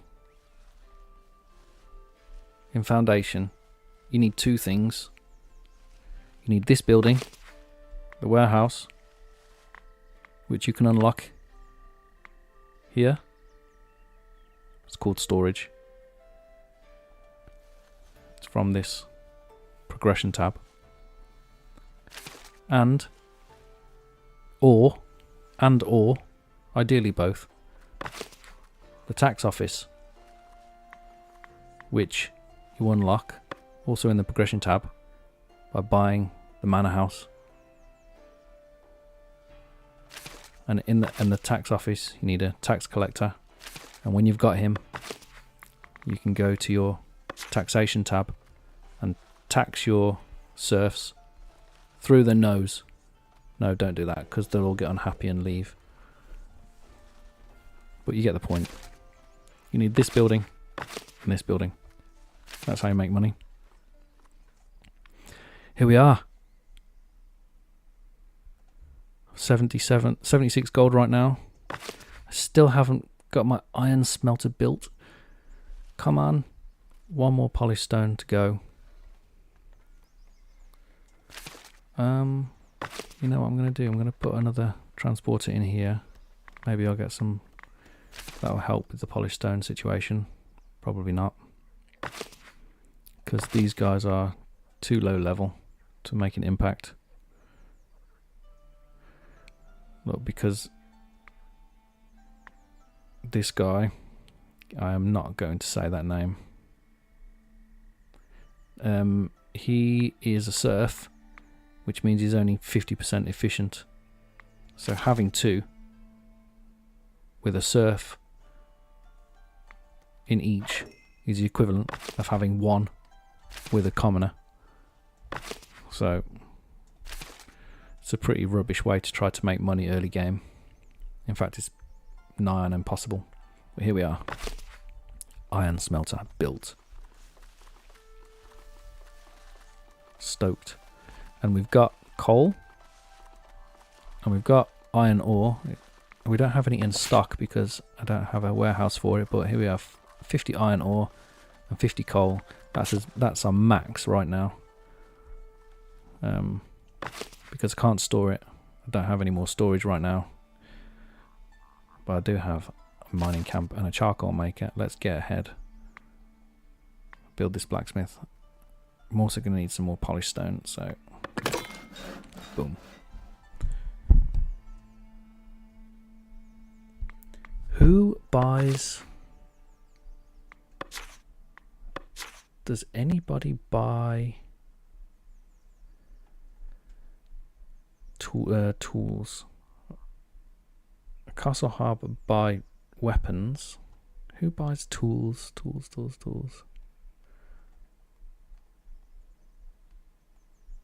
Ah, middle buy tools for 3 gold. Is that it? Middle. Is that the only one?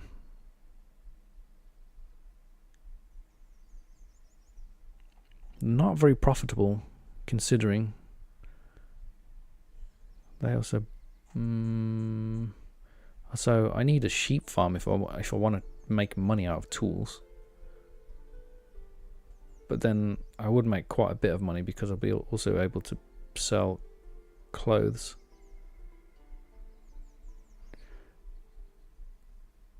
It looks like I'm not making money out of tools. But with tools, I'll be able to make swords and other weapons. And these sell for a lot. So 5, and 5 gold each. Plus I can sell coal. So I feel like this is the way to go, really. Which makes sense. Oh, I missed every single one of those newcomers. Look, this is broken. The house is about to be destroyed. Oh, I clicked them away. I'm an idiot.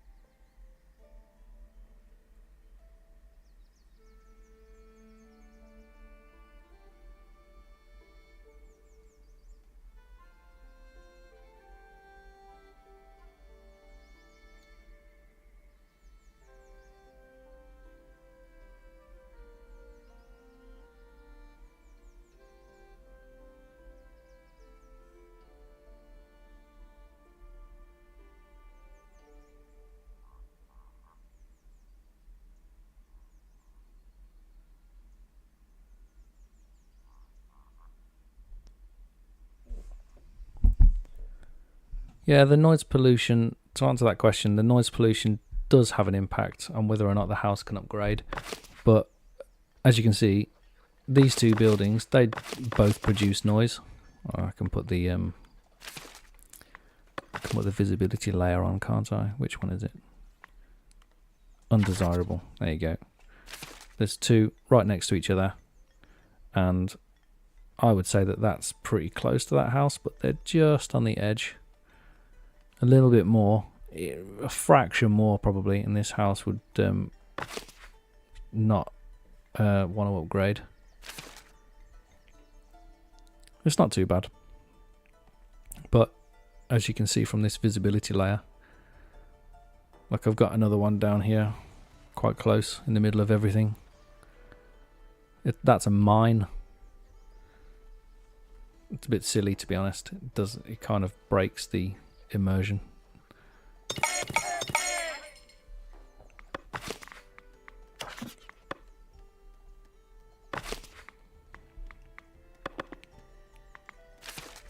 What I normally end up doing is building districts.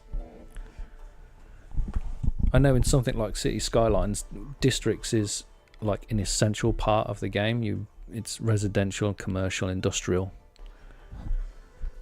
And historically, in medieval times, the concept of districts didn't really exist. You would often, you would get it was mixed. It was mixed, and you'd get a cheesemaker. If anybody's ever been to a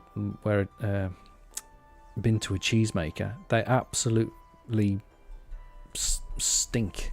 Cheesemakers are horrendous places to live near, and you get cheesemakers slap bang in the middle of a medieval town or village. So I don't think people really cared that much in the past. So it surprises me that they care in this game a little bit. But I understand why. It's just a cool game mechanic, isn't it? Well, it's a neat game mechanic, and I appreciate it because it gives gameplay. But historically, it doesn't really make sense.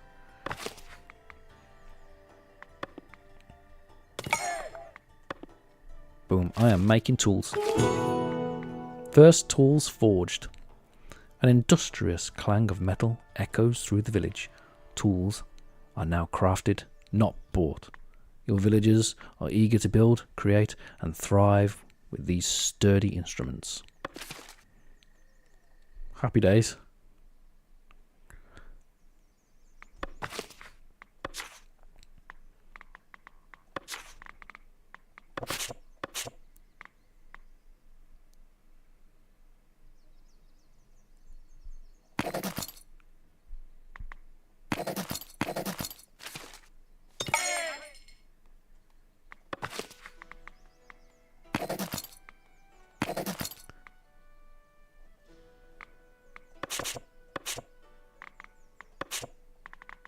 Oh, this is a lagging indicator. This is.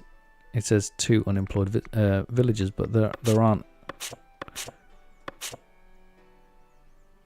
Woodcutter. This needs to catch up. He's got a job. He's hard at work.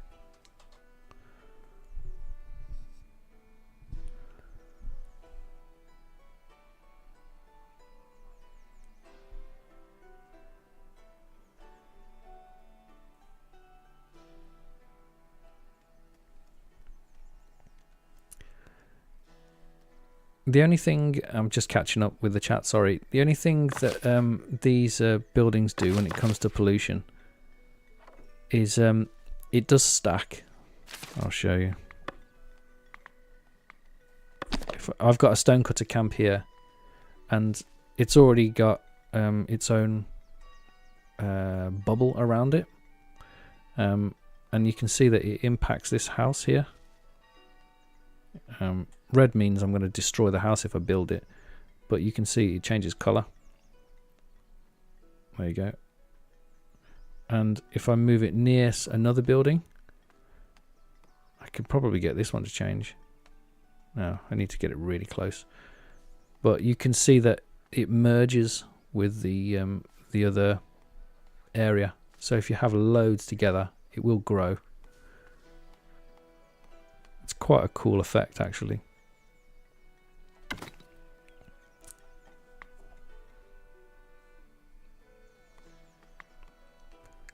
Yes. Thank you. All right. We're on tools. What I want to do now is just tidy this up, and you know, I was going to build a bridge across onto this island and then build a fort, but I think what I'll do instead is I'll purchase all the territories on top of this mound, and I'll build it up here instead, and we'll just keep it very tight.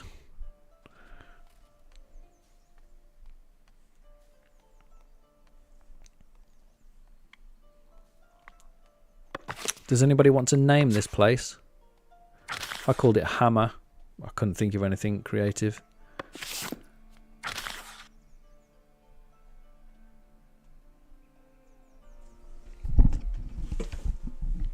Think about that for a moment while I just go and grab a drink. I'll be right back.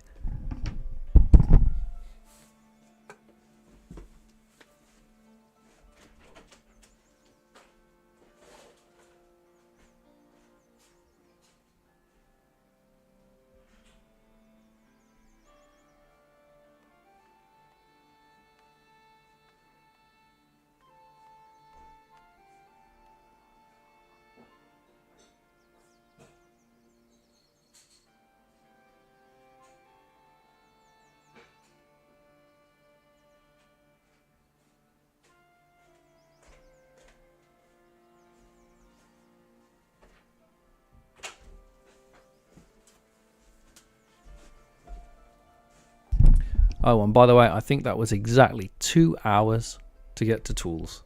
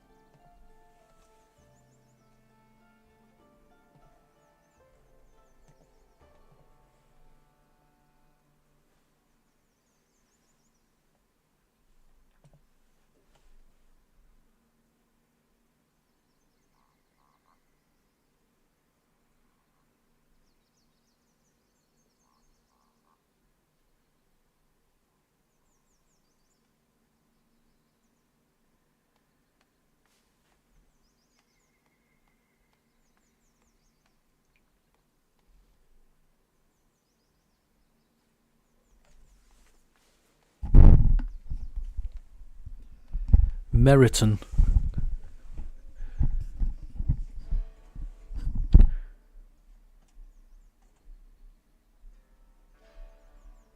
They're quite literally ostentatious.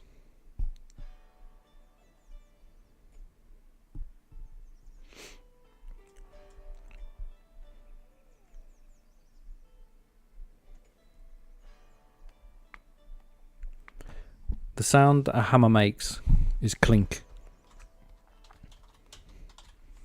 I'm going to call it Clinkton.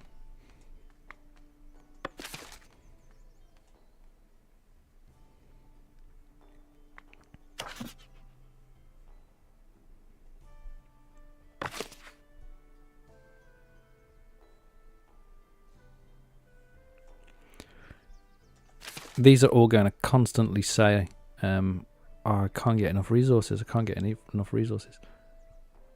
These guys are full. You know what I can do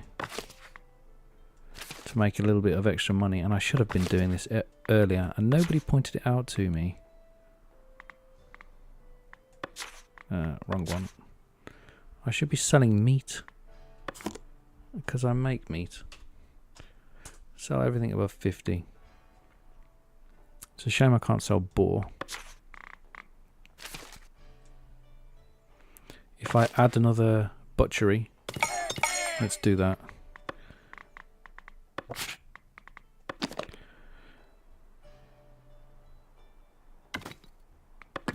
Okay, I add another butchery, and then while that's happening, I'm going to draw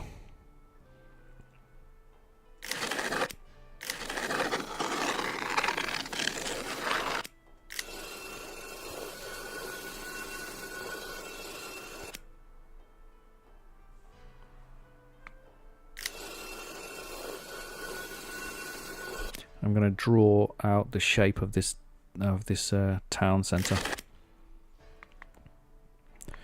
and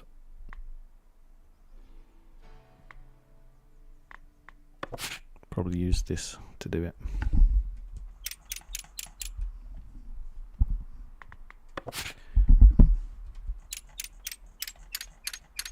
Tell you what I'll do. I'll just make it. I'll use this one actually. I'll make it max size.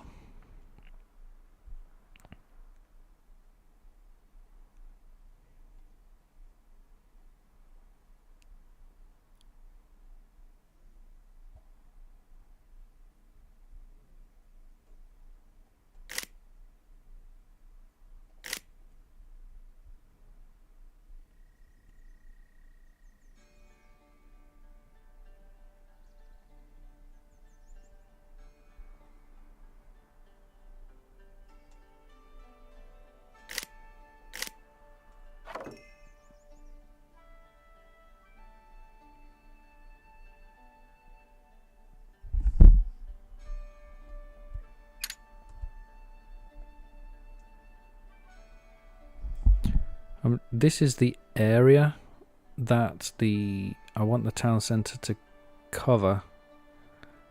And I just maxed out the brush size. I like the new square brushes, by the way. I just maxed out the brush size. And then this is nothing more than a perimeter to use as a guide for when I'm planning. I want to be able to see that. So I'm going to take this and move it down here.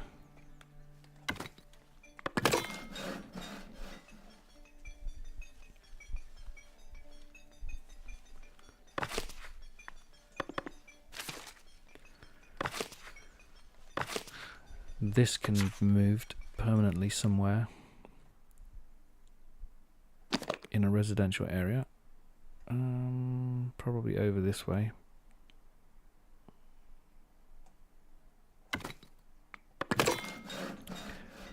I'll tell you what we'll do.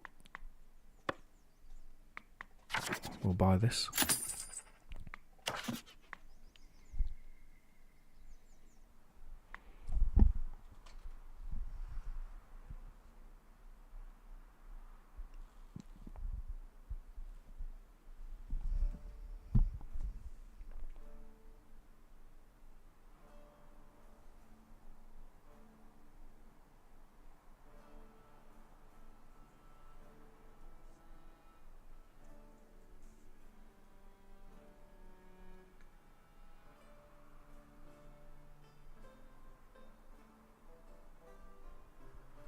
I don't understand the question, Colin. You'll have to explain what you mean by the 1 as a minimum.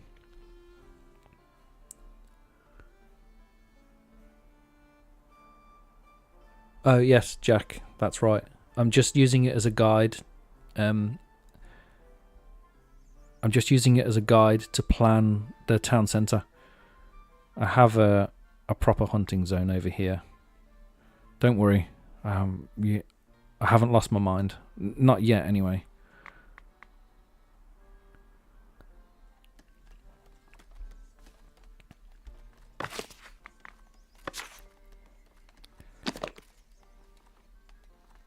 Just need to move a few things around.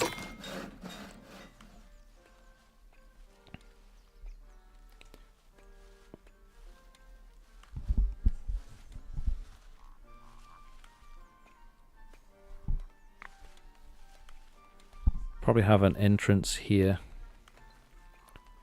and one over here. Probably 3 actually. Oh no, wait.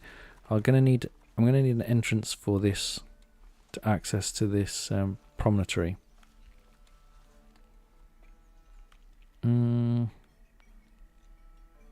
Right, so it's gonna go here then, isn't it? So I'll have an entrance here.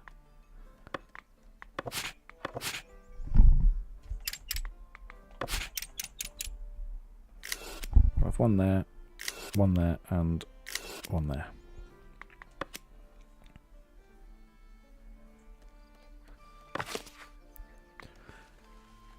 Let's bring this into the fold. This is one of the just the greatest joy of the new building features for this game. So good. To be able to move buildings around like that. And if I put this on as well, construction view.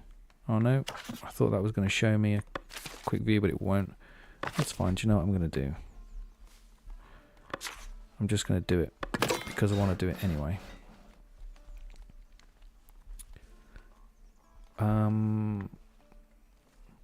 I'd like to build some treasury if I'm honest. If I add some treasury in here.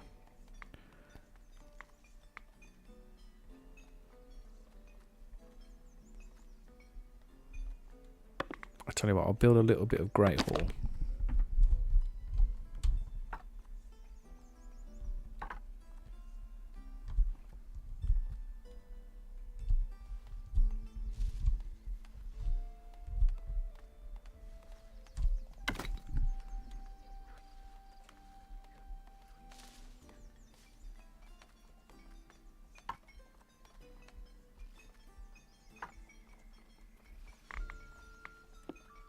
need some treasury. I don't have any treasury. I don't have any treasury. Why? Because I haven't unlocked it. That's why. What a pain.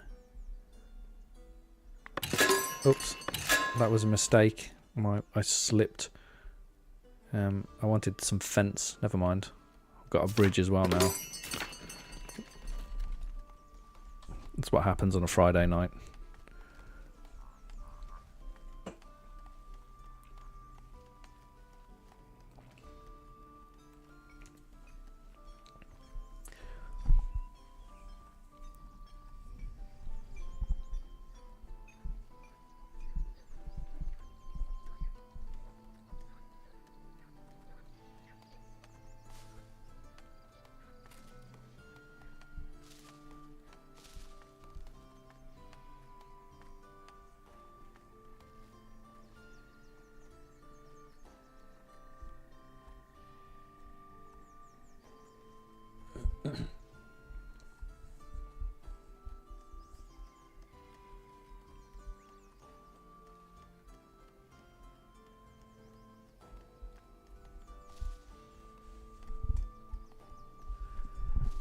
You're asking how much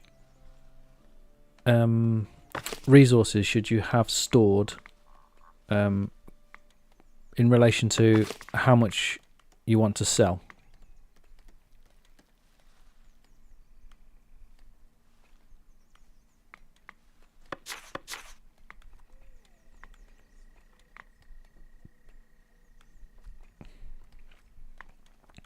The answer for that is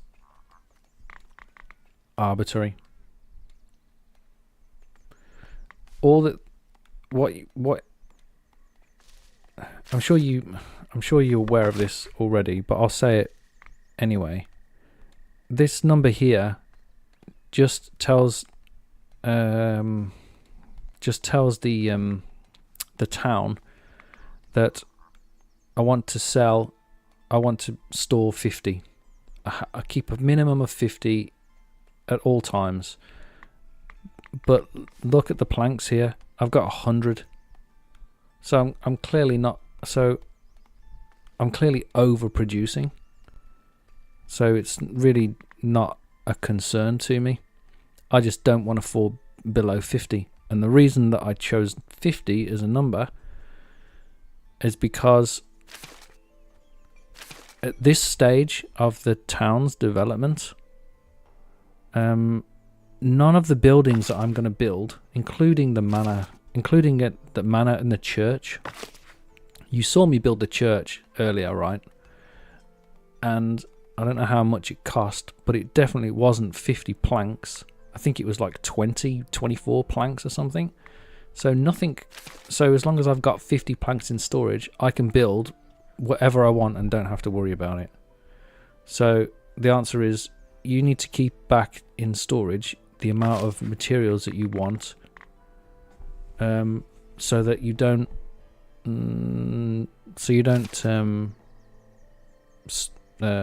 bottleneck any construction that you have planned.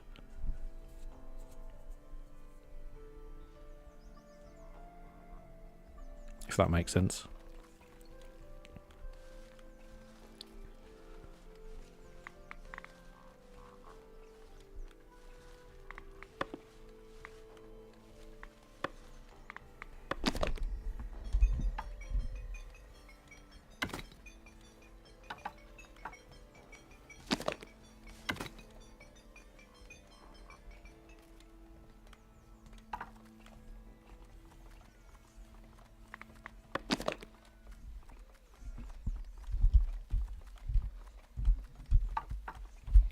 I just turned snapping off then, because I like to have my door flush, and you'll see why. This is going to cost me more money to upkeep, but I don't care. Ah, this is a new pop-up. I'm glad this is in here actually, otherwise shouldn't have let me build that then by rights, because I need to put somewhere as a visitor location, and I'll start getting quests now. So if I drop that there, I'll start getting envoys. But what I was saying was I like to have this flush, the door flush, like that. And that didn't work at all, did it?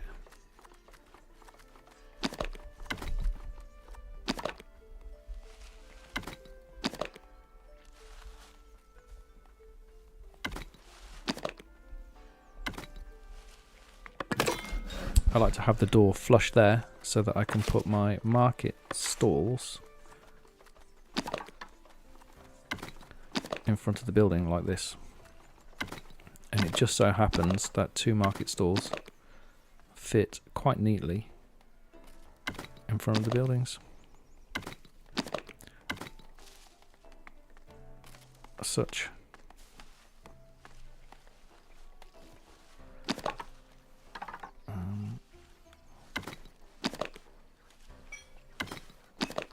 He's not going to stay here, I'm just moving him out of the way. There we go.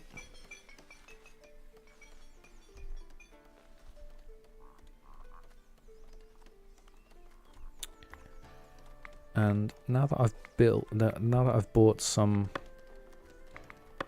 fencing,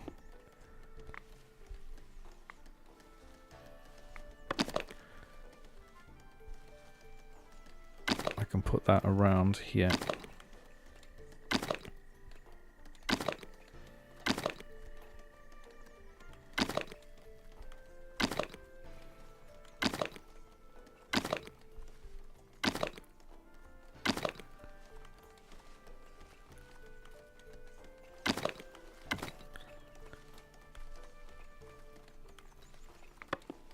And then I can delete this this orange line because it's a bit confusing. This is going to need moving.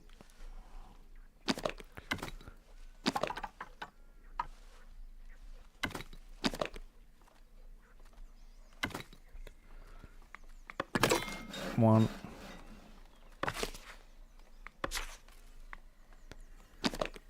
Let's have another one, but let's put him over here.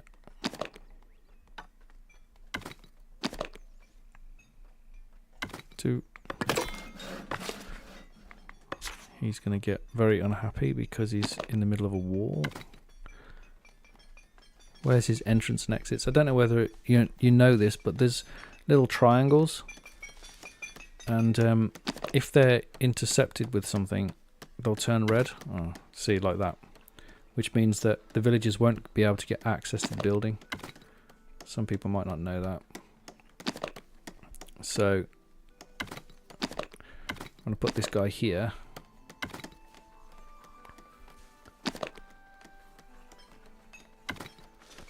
So that he'll be able to get access on both sides.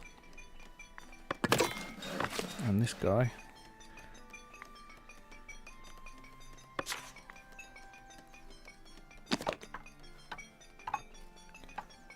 I see he's got 3 points of access.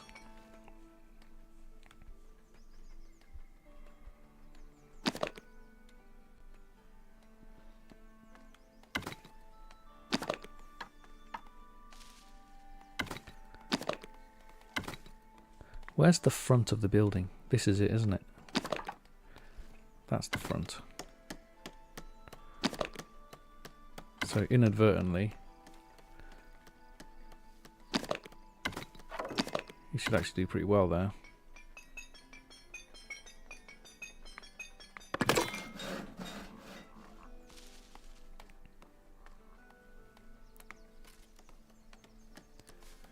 And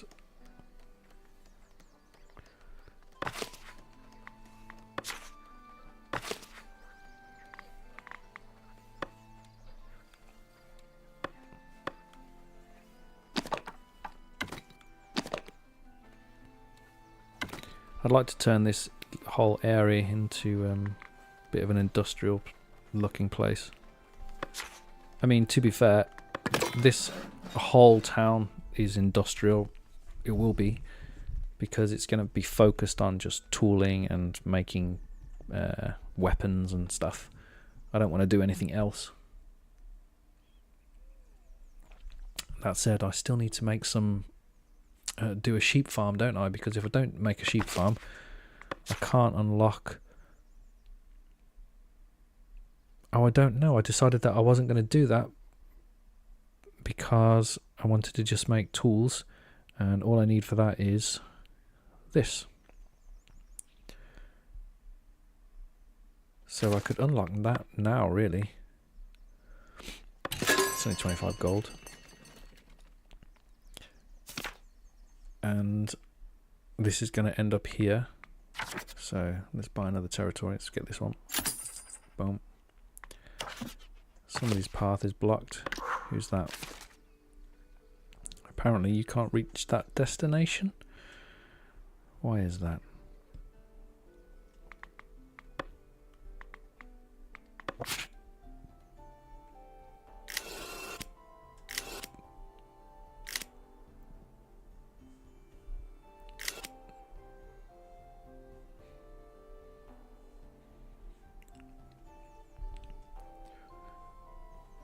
Getting much closer.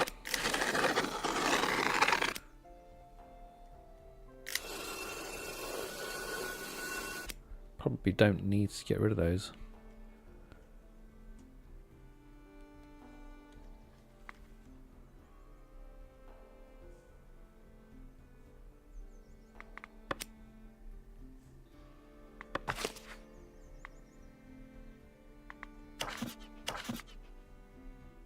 Ah, finally, we can get rid of the zoning and everything and actually start to look at it.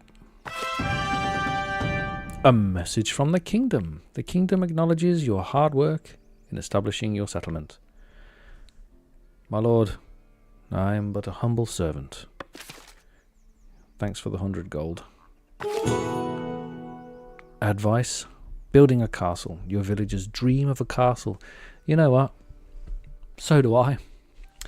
It would make the roads safer, and companies could be relied upon for dangerous chores. They say a splendid castle could even catch the king's eye. Be careful what you wish for.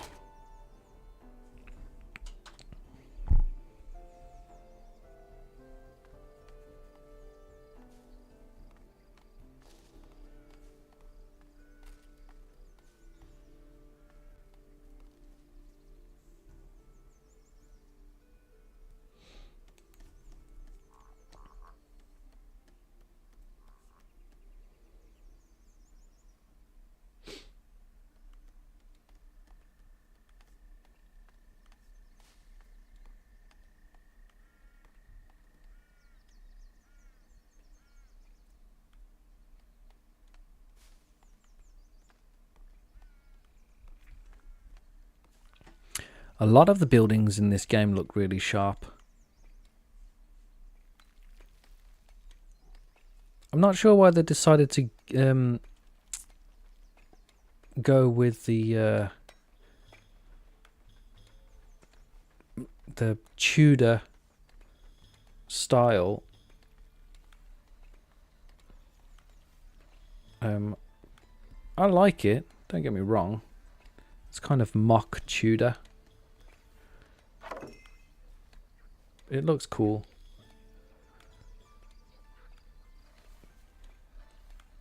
And it's got, the buildings have a lot of detail on them. When you look at them from a distance, you think, oh, they're a bit lacking. But when you actually get up close, they've got a lot of detail inside them.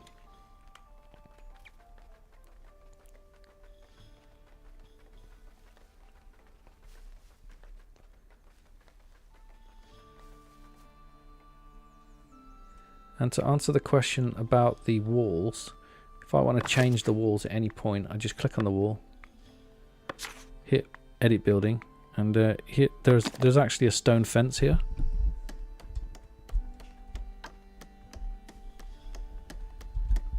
just turn off snapping for a second. Place this fence.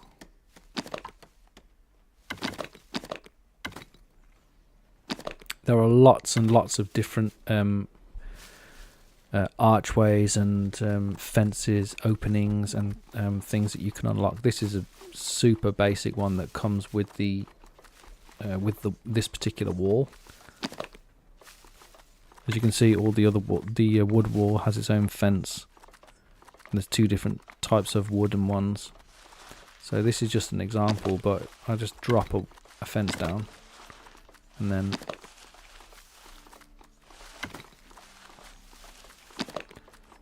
I can do this. I could put snapping back on as well if I want, and get that to perfectly line up. Bump, bump.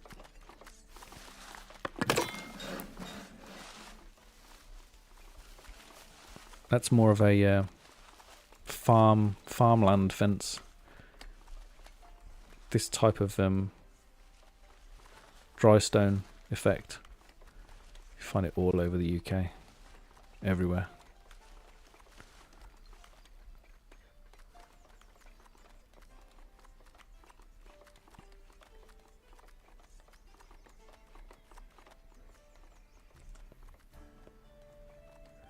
Here's the trader here. Planks. That's not the only thing he's just bought, is it? Planks. I've got lots of meat. I'm selling everything above 50. Should have sold some meat by rights then, shouldn't I? Let's have a look. Yeah, they do sell. They are buying meat. Not quite sure why that didn't work then.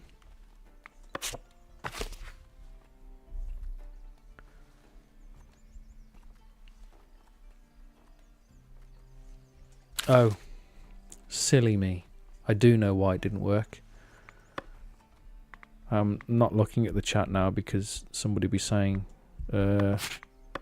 it's obvious why it didn't work. Because you didn't build a granary.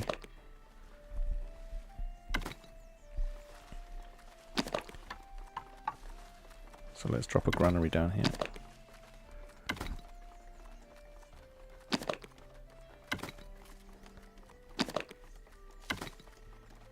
Even the granary looks really nice now. I used to really hate the... not hate, hate's a strong word, but I used to dislike the granary in early access quite a lot. I always found it very difficult to build with.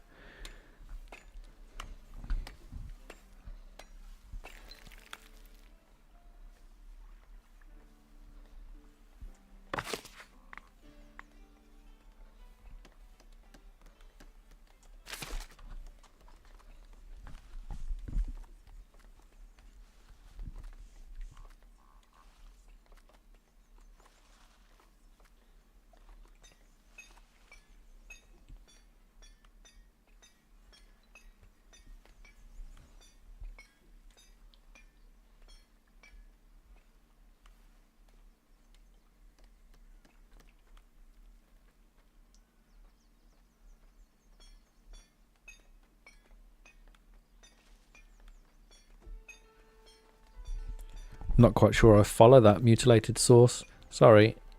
Is it... can we not manipulate the fence retrospectively? I have to have a look at it.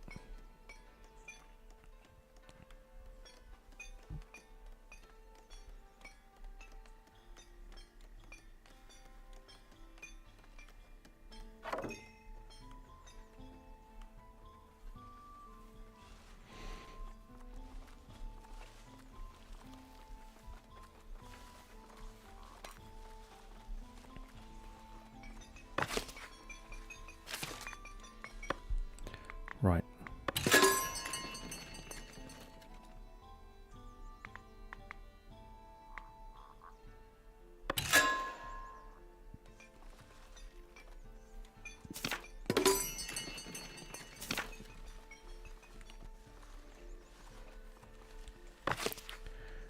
I need that.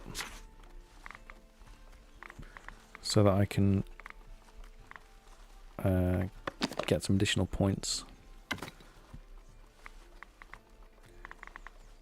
I'm not quite sure how many I need, but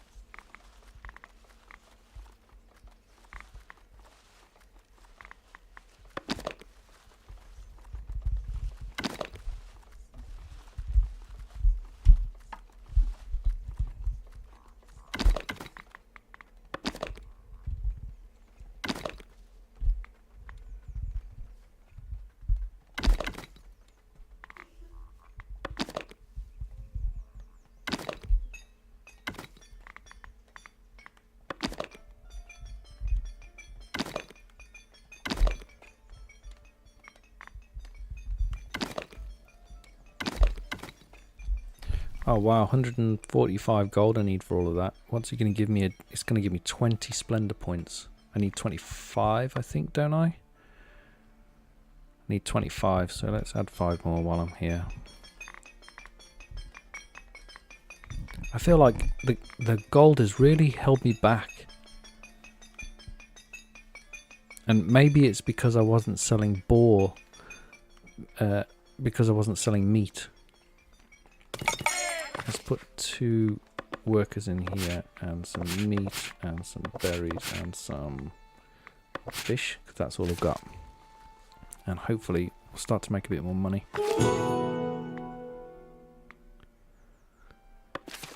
I think I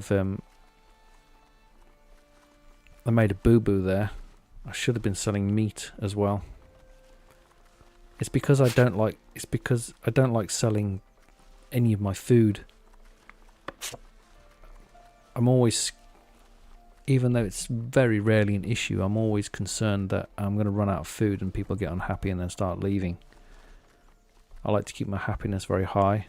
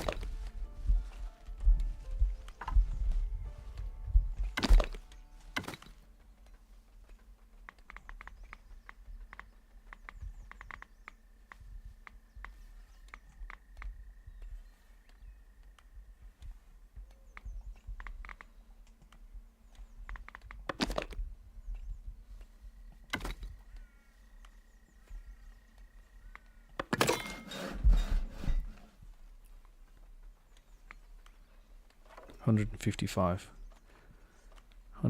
gold. I need 3 more gold.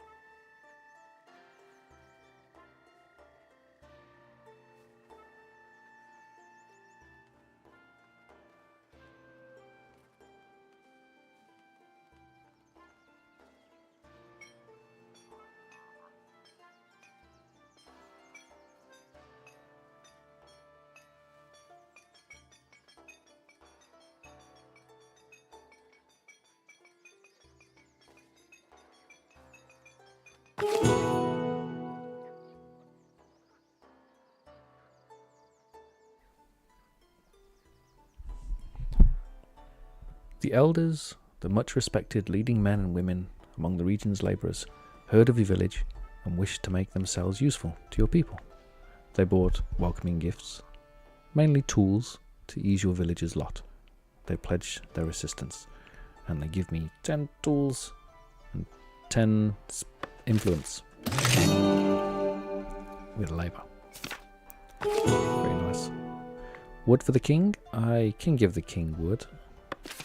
He wants 100 wood. He gets 100. The king asks, and that enables me to then build.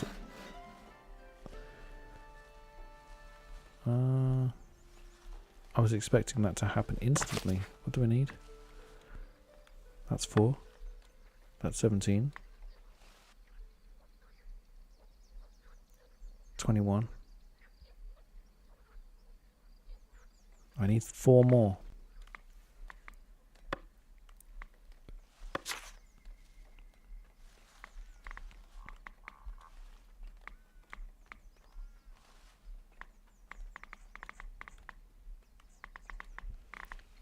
I need 4 more.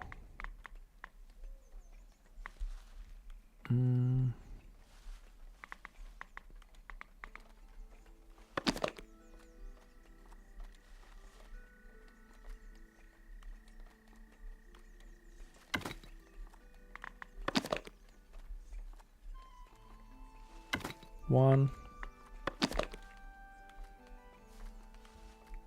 2,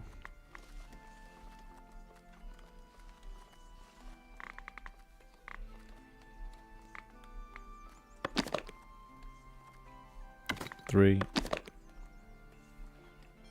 4. Cool. Labour, tier 2. Let's do it. I'll have a bailiff. Ooh, okay. I can only have 2 of these at the moment.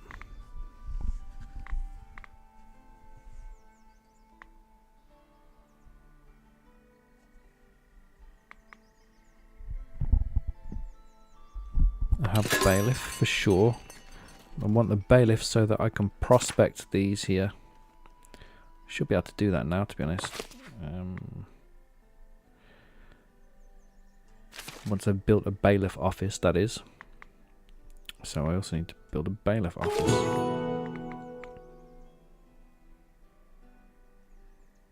Okay. Get some more.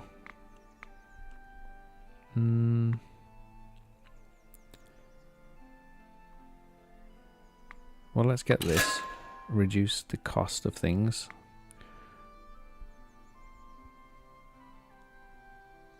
Let's get the manor architecture, perhaps. I can have 2 more. Shall I get fortifications? No, I was going to leave fortifications here in labour and get it here in the castle. Let's get the tavern and the manor house. I might change my mind on that. We'll see.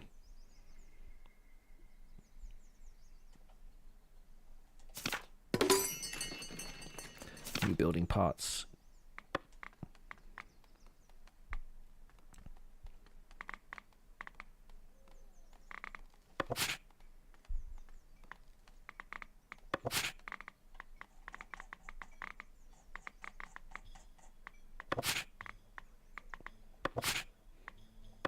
I really like the tavern.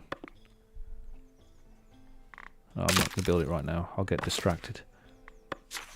It's easily done. Tax office, free build, a bailiff office. That's what I want. And for the bailiff office, we're going to have this building. No, we're not. We're going to have this building.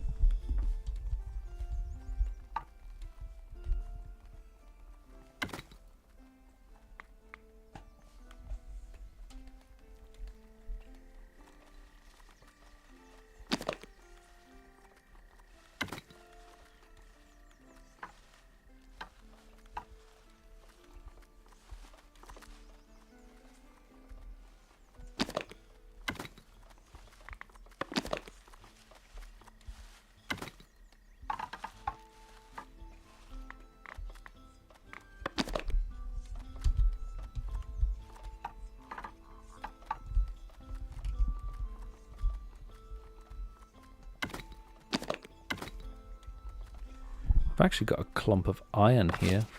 Should get rid of that.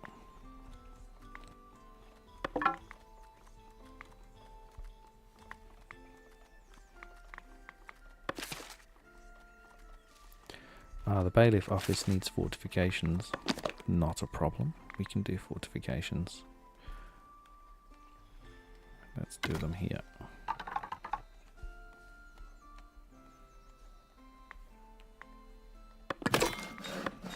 And I don't like that. Let's get rid of it. A grandiose market. This is an easy quest. Just accept it. And then forget about it. And then it'll happen one day. And you'll be like, oh, forgot about that. Advice influencing others.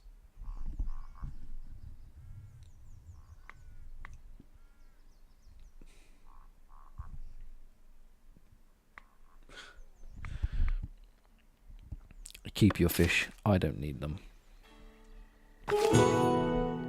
Mandating a bailiff. Let's have a bailiff. Yes, we shall have a bailiff.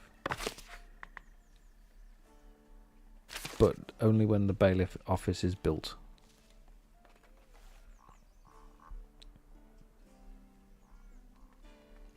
That's coming along.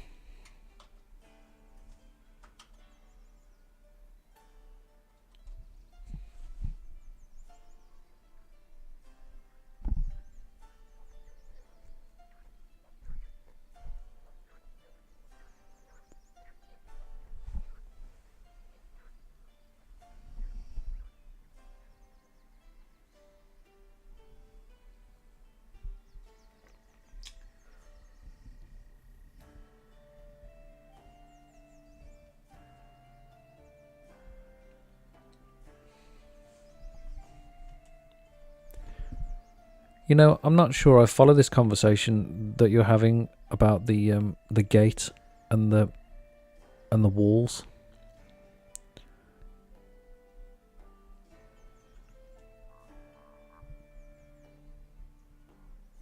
You should be able to move the walls. I feel like I'm missing something.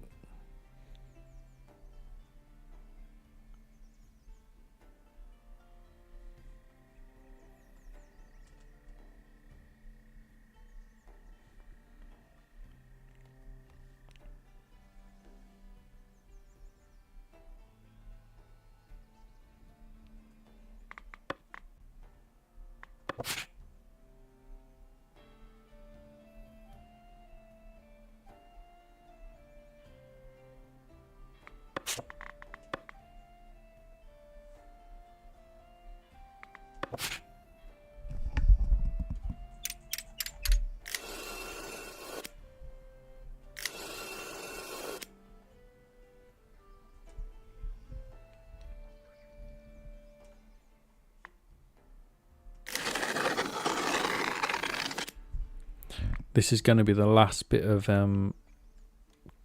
trees that my woodcutters will cut down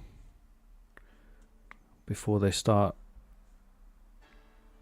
resculpting this area. And I can buy this final piece of territory. Boom. And now own the whole hill. Oh, I'm right next to the map edge here, aren't I?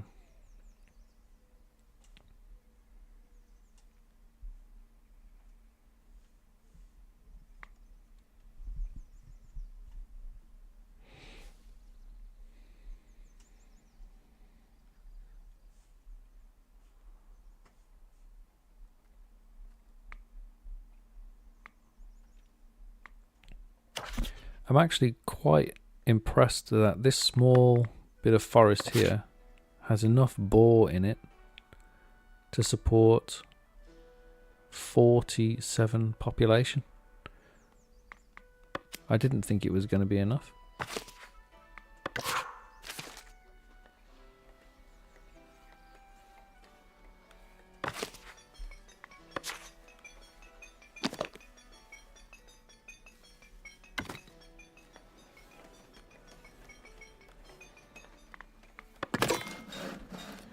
Now, correct me if I'm wrong, but didn't I move this door twice?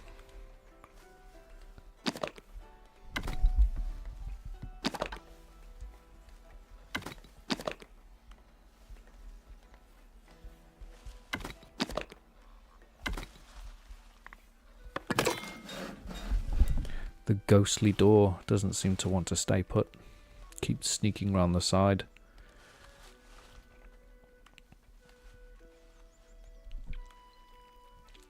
Long term, this whole perimeter of the wall would be built up with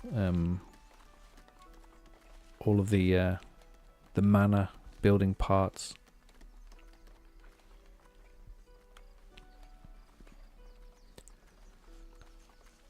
And I'd like to have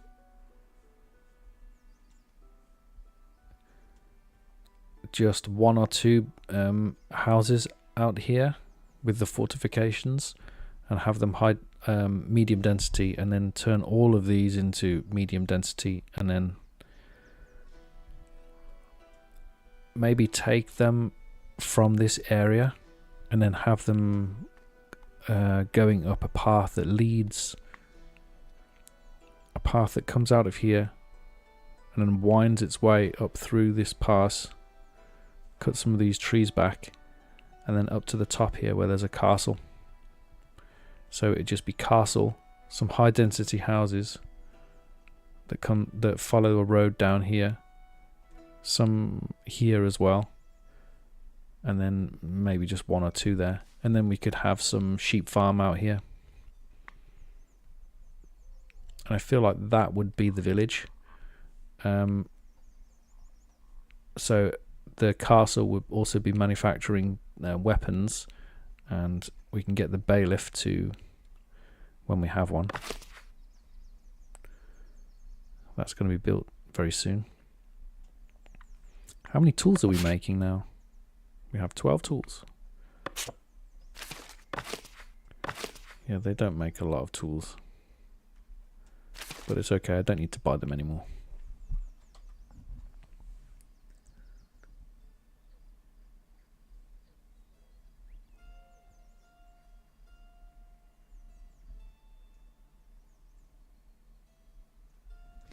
Valentin, what's the issue? Maybe I can help, maybe I can't.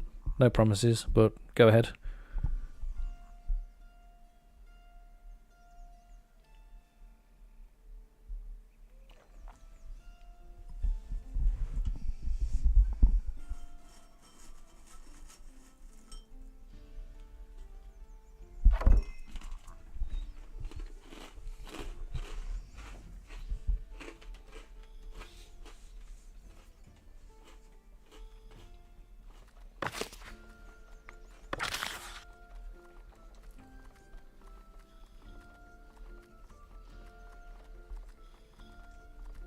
Well, this is a no-brainer, isn't it? Trade price bonus, or job speed, or happiness. I mean, you might want to do happiness if you wanted to have higher taxation, but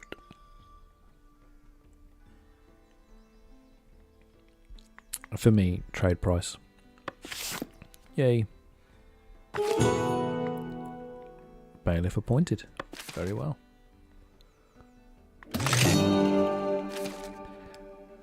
We're also common path tier 3 now as well. Let's have a look.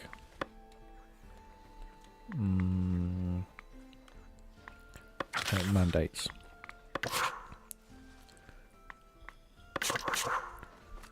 This bit of rock here. This bit of rock here. And this bit of rock here. Which is round the corner. Okay, so it looks like we've got... And then there's one there. So many pieces in so close.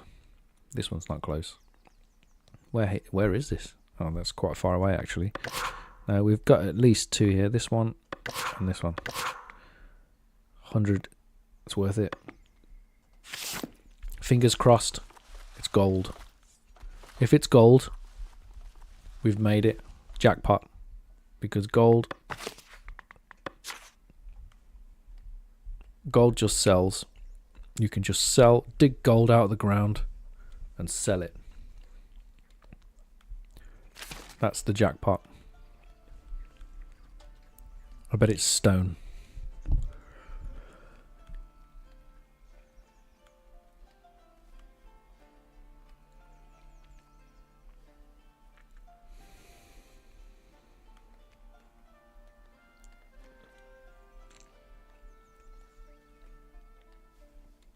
How far will transporters walk? Transporters will walk the entire length of the map. If they have to. But they won't live more than 150 or 180 meters away from where they work, and that's true of all the workers. But they'll walk clear across the map. It's not efficient, and it'll take a long time, and you'll probably never get anything done. And they may very well starve to death by the time they get there, but they'll do it.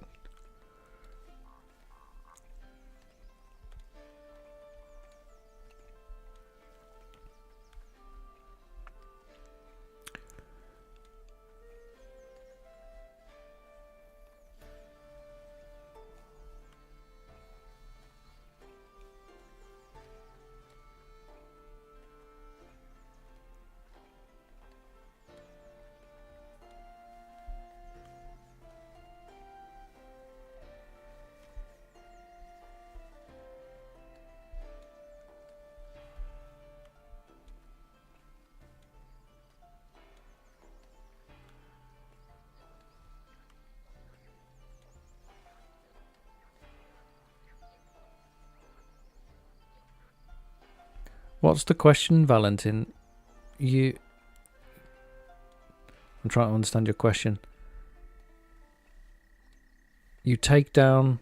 Do you need to destroy the fence to build a new one? Yes.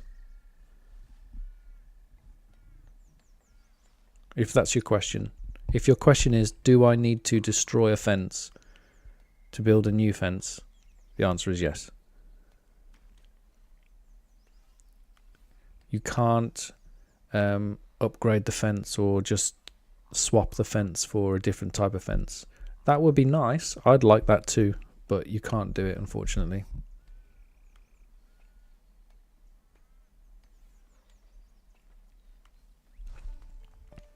Do we want... Shall I put the map seed into the chat?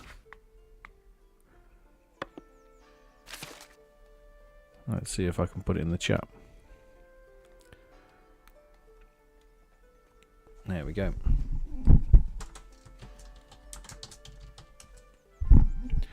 I should learn to do that, shouldn't I, at the beginning of the stream?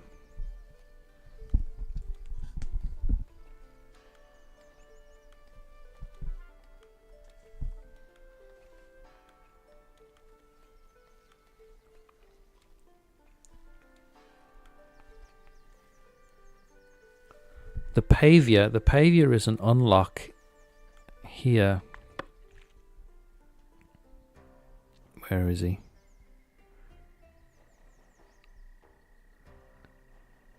Somewhere. Maybe he's here. I can't remember where he is now. I thought he was in here, actually. Paved roads, here it is. It's a building like the builder's office. It's a bit like that. Actually, it looks more like one of these buildings, and it has a maximum range. I'm not quite sure what the range is, but just for example, if I put the pavior down here, imagine I put the pavior here, you'd probably be able to pave all the way down there, and then probably that much. You'd probably pave about that much, maybe a bit less, something like that.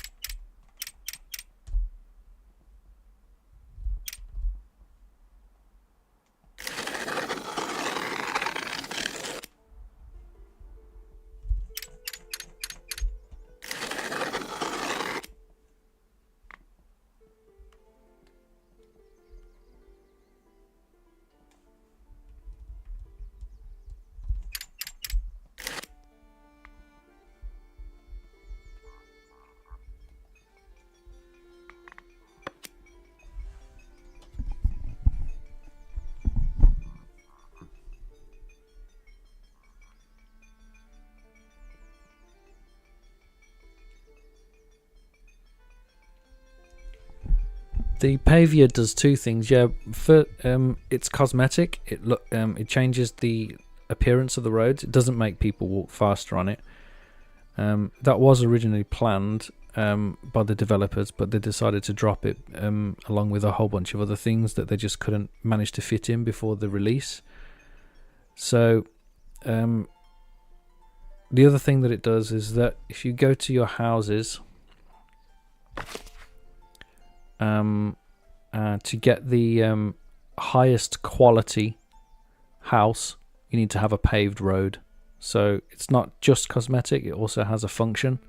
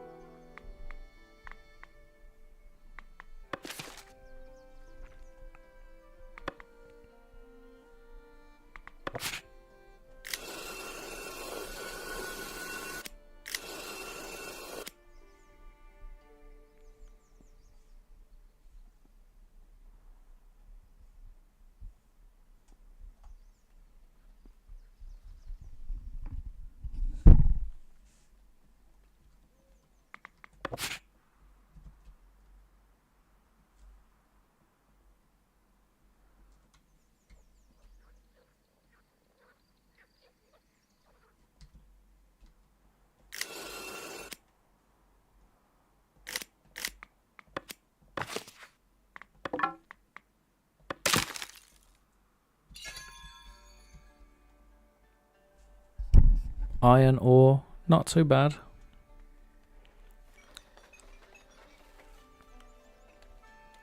Let's roll the dice again, see what else we get.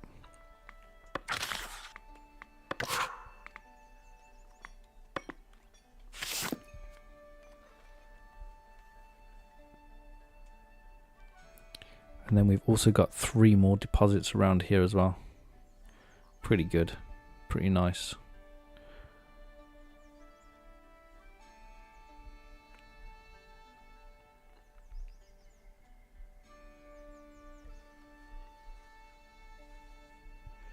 Are there any fish in here? There are some fish here. Not that I can fish them. Do you know what? I do have a fisherman already. I forgot about that. It's because it was a hills map. I was thinking, oh, I don't have any fish, but I do.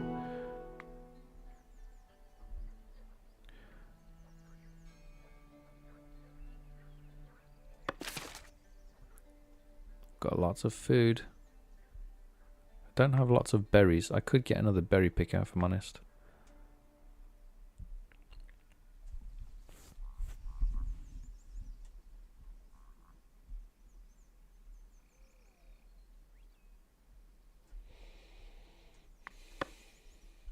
I want to get this. I feel like I've unnecessarily tied my own hands. I want it.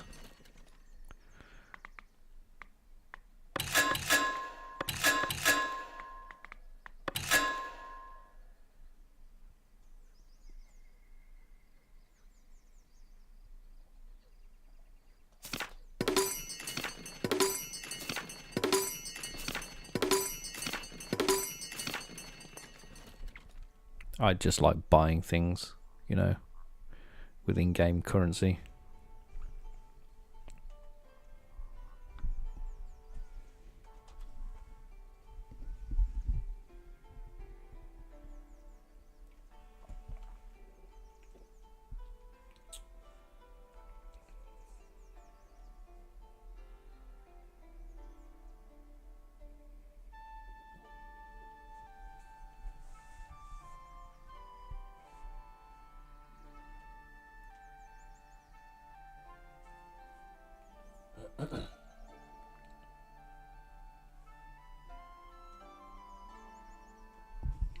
How many foresters do I use per logging camp?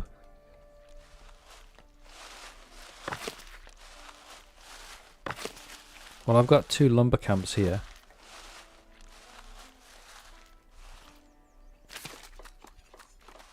There's a lot of different ways that you can manage forests in Foundation. There's not just one there's not just one way to do it. I have seen lots of different ways to do it, to be honest. But the way that I usually do it is I just put 2 lumber camps down, so six workers in total, and then I use them to clear cut my area where I want to build. And then once the area is clear cut, I bookmark an area, or I just choose an area, and then they just live in there forever. So this is where they're gonna live. In fact, what I need to do, and you've just reminded me, thank you, is if I put a forester camp in here.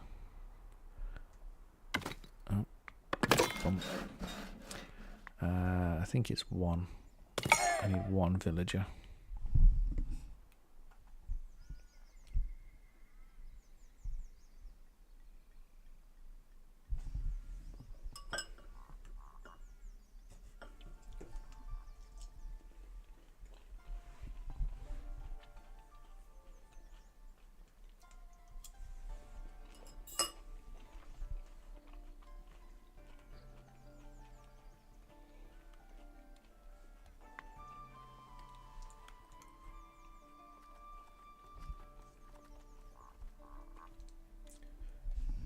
This hill's got a perfect little path right up there, hasn't it? Okay, so here's my forester camp.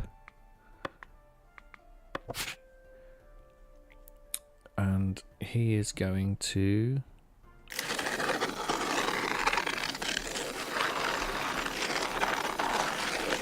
This area is huge, by the way.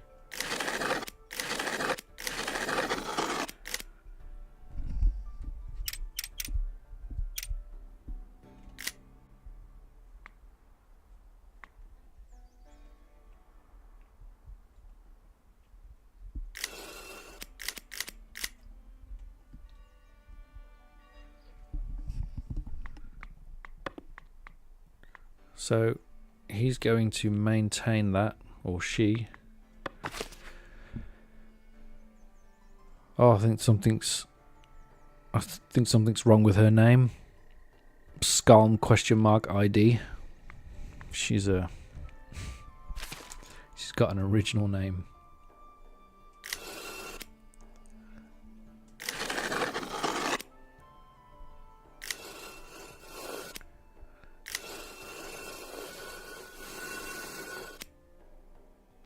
You know, I hate to say this, I love Foundation so much, and I've played it so much, and I'm glad the developers have got it out of early access and to full release. There was never a guarantee that would ever happen. You know, it speaks volumes to its popularity that it actually made it to a full game. But things like that, where you get a name that's wrong or there's little bugs here and there, it just feels just like it is an early access to me. It's just got more features. There's no doubt in my mind that they'll fix them, but still,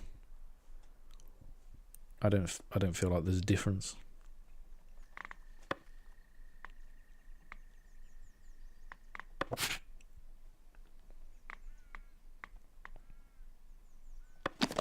Here's a bakery.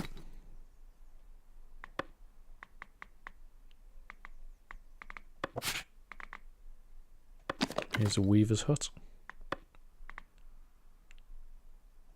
And a tailor's workshop.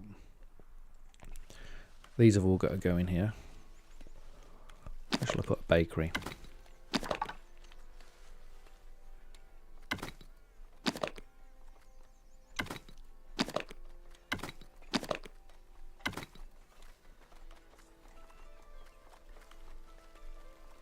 I have to remove this bit of fence, but I'm not going to build them right now. I'm just placing them down.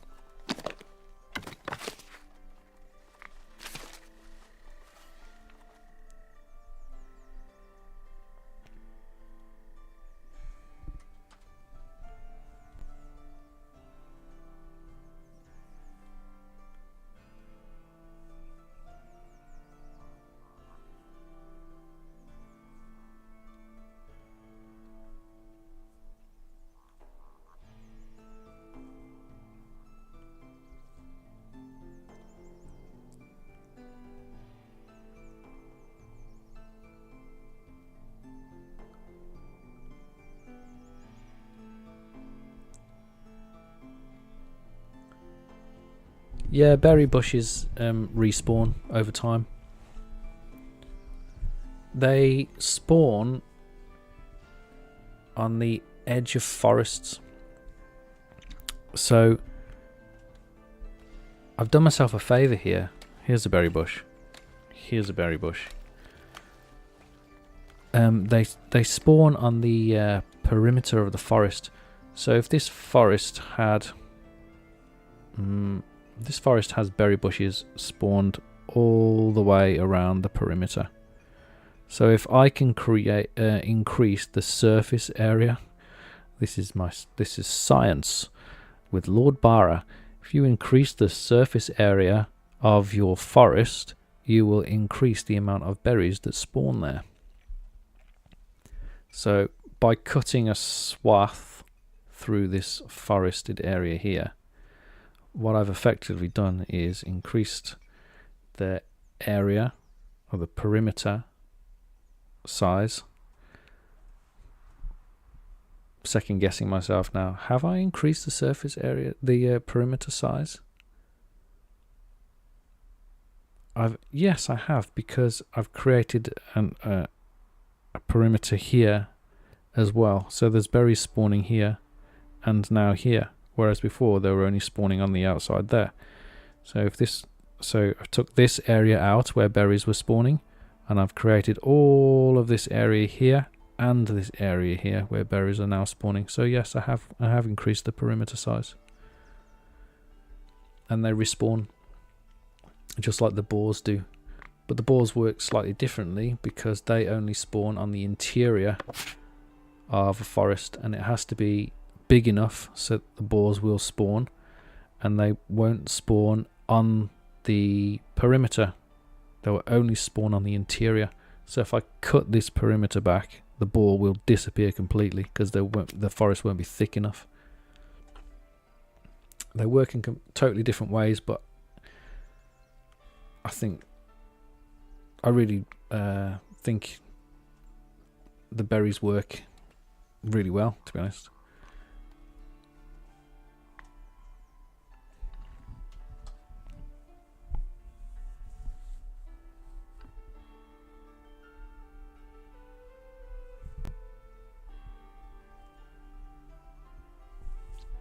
Yes, if you clear cut an area and then replant it, there'll be berries there.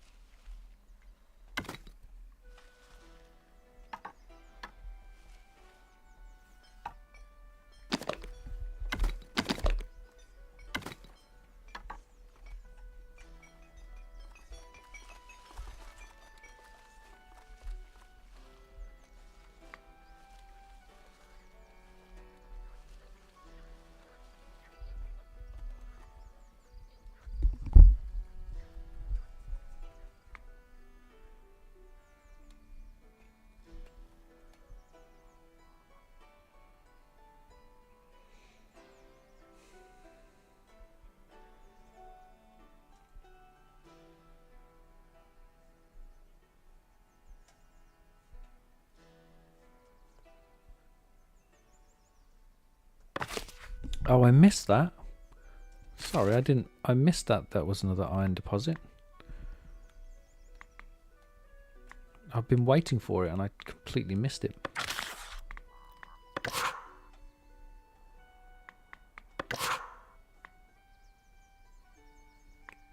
Here's the other one. And then, no. And then this one. And they're all a bit mixed up. No. And that one.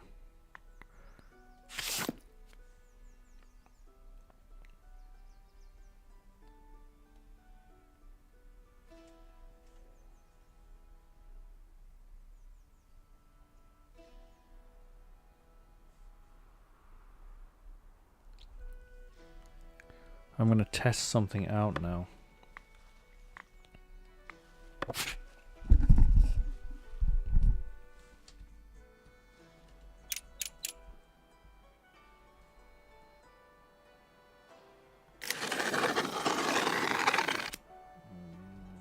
No.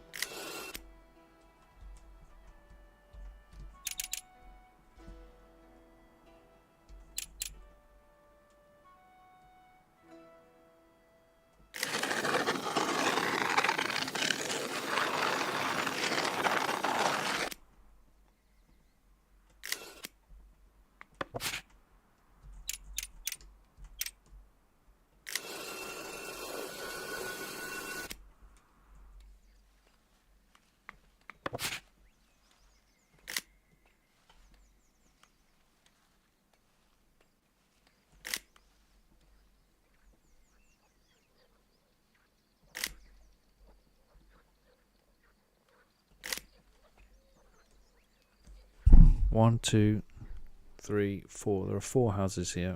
1, 2, 3. I'll put one here as well.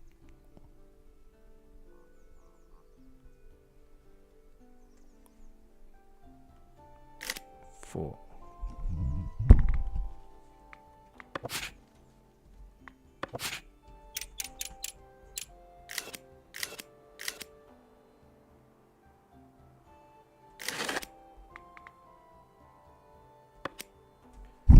Now if I delete them, I'm hoping that they don't worry about the paths and they just rebuild. Well, I expected that one.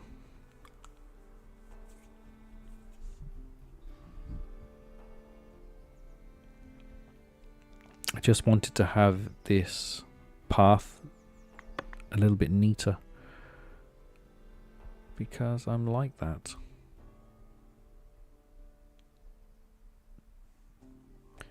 In fact, this will annoy me.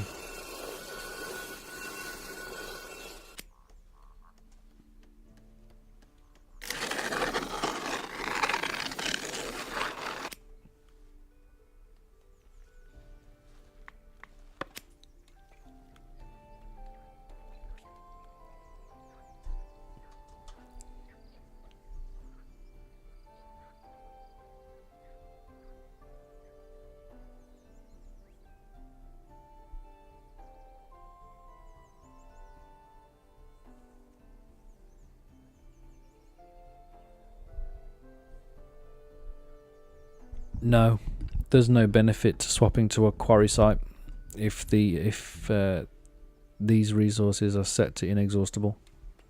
There's no difference whatsoever.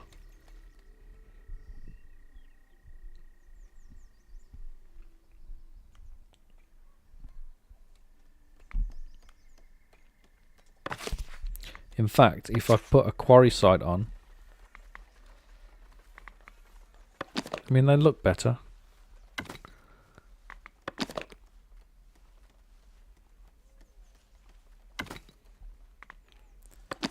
But I'm not going to be able, I don't really want to build it right now, but if I did build it, the you'd see that I think this you can have 4 workers here, but oh, wait a minute. Oh, you can only have 2. Yes, there is. Okay, there is a benefit. The benefit is you can double the amount of workforce. That's the only benefit. So you can have 4 people working here or 2 people working there. And the next logical question is, if I had another one of these, would I be able to get extra capacity out of that? And the answer is no. One of those is enough for one of those. So yes, there is a benefit. The benefit is you get more.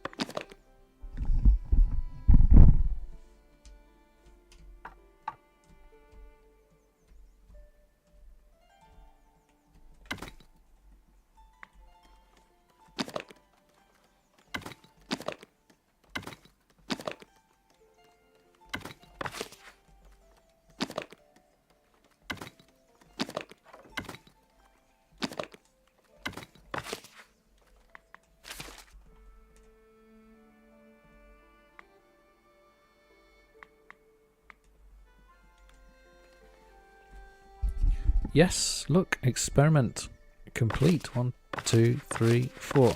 How many did I say? Did I say 4? I think I said 4. I think I said 4.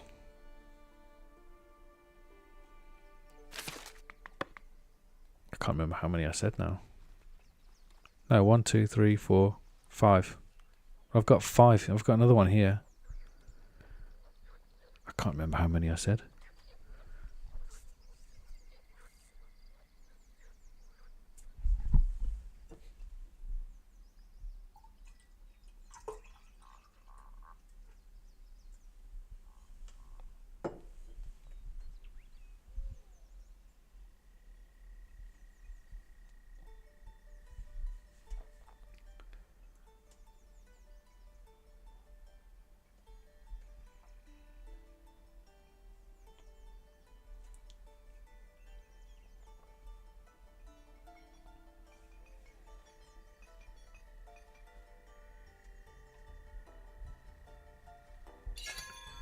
Well, ooh, quartz.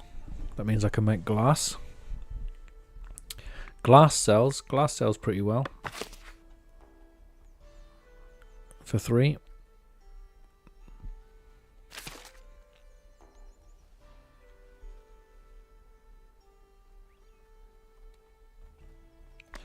Well, I'd prefer this guy to be here.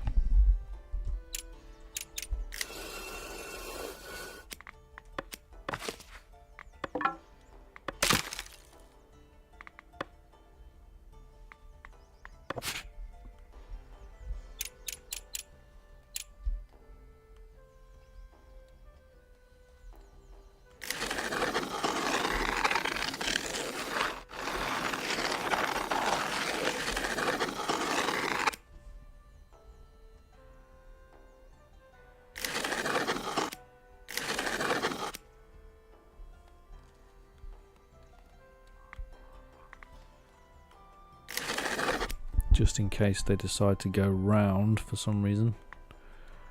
They do things like that.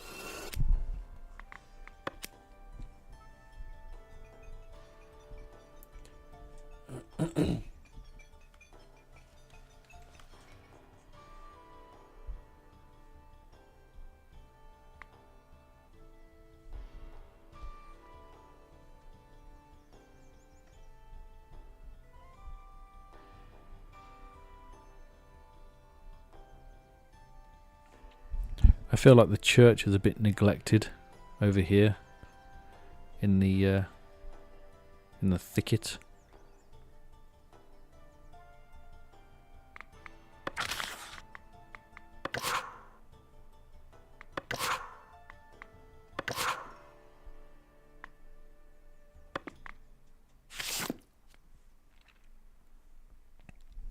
I don't care that much. I'm here for tools.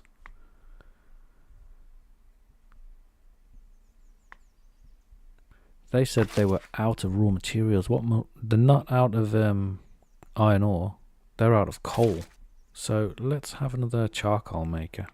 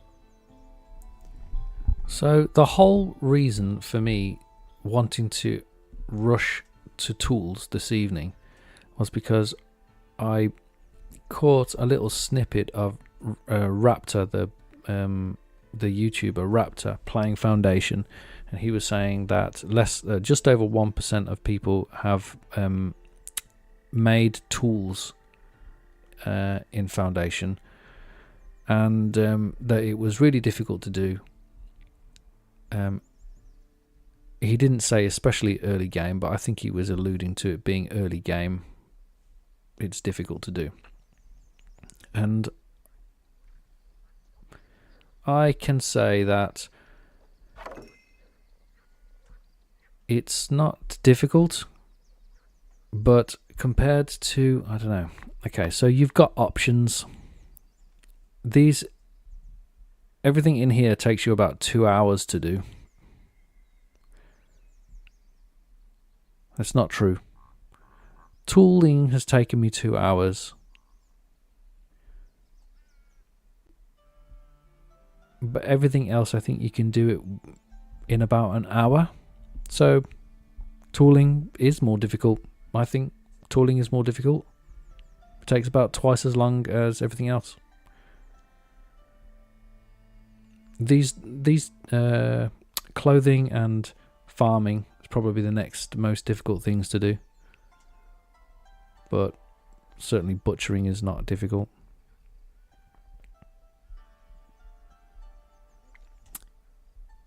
Yeah.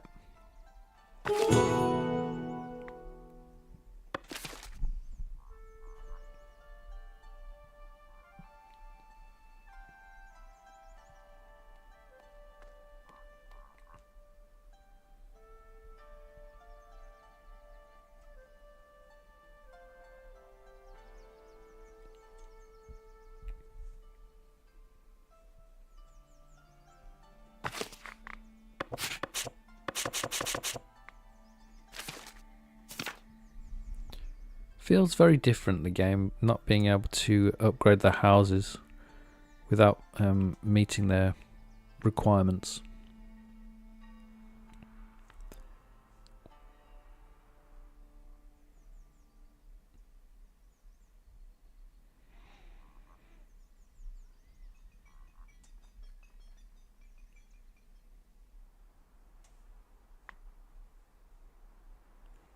I want to do the same thing over here as well, and just justify all of the houses along a single road.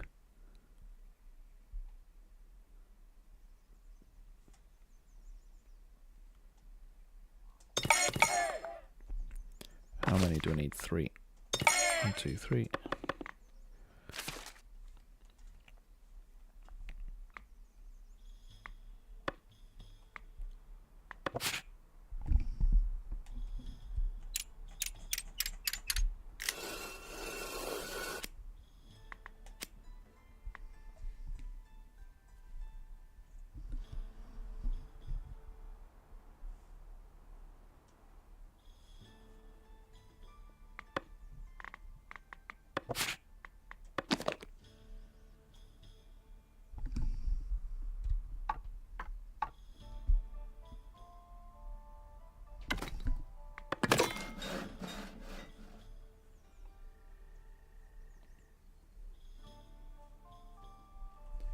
Because I can build a tavern, I should make more I should get more berries.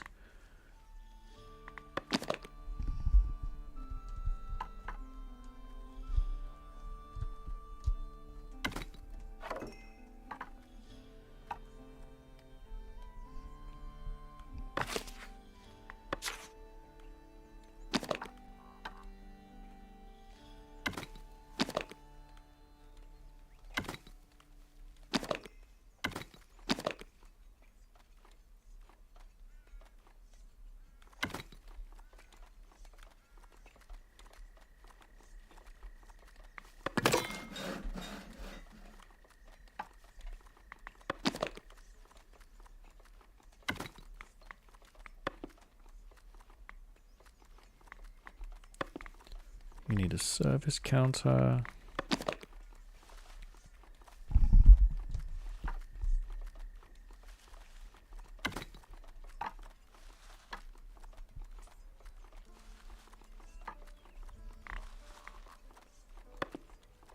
And you need a berry brewer, and the berry brewer also needs a chimney.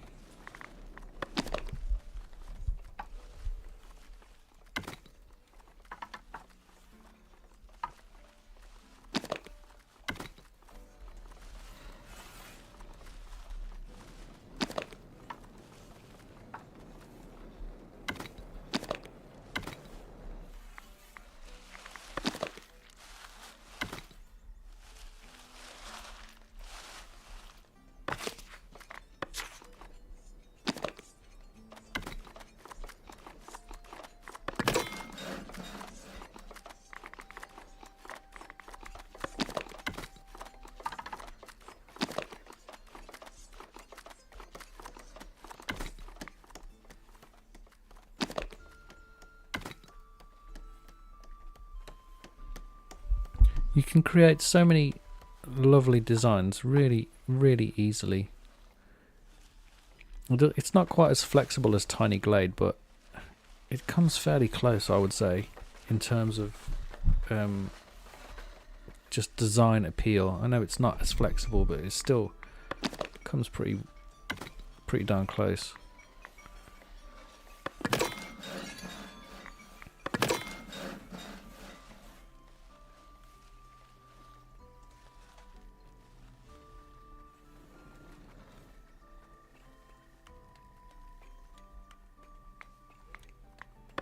I'm going to build a treasury.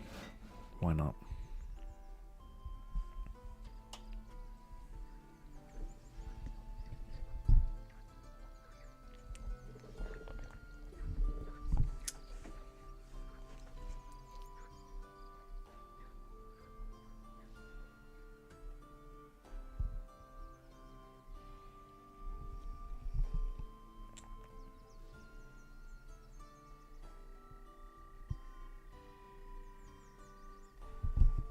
There are birds in the background? Where are the birds? I didn't think there were any animals.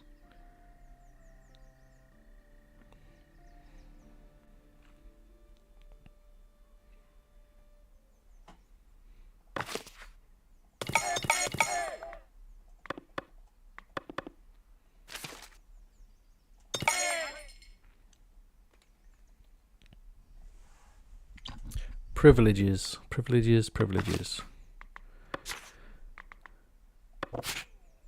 So, I always get this one first, sturdy material. It just reduces the upkeep cost of all of your production buildings by 50%.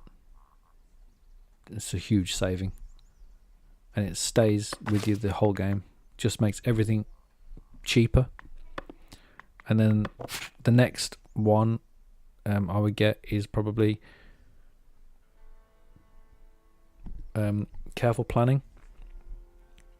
So that makes building cheaper by 50% reduction in tools. Not that it doesn't have that big an impact really when you start making your own tools, but as far as I'm concerned, those are the only two privileges that you ever really need. You can also do this one, contractual wage, which means that your mandates are half price as well. So prospecting costs 100 gold. Cost me 100 gold to find that. If I have that contractual wage edict, it costs 50 gold instead, which is okay.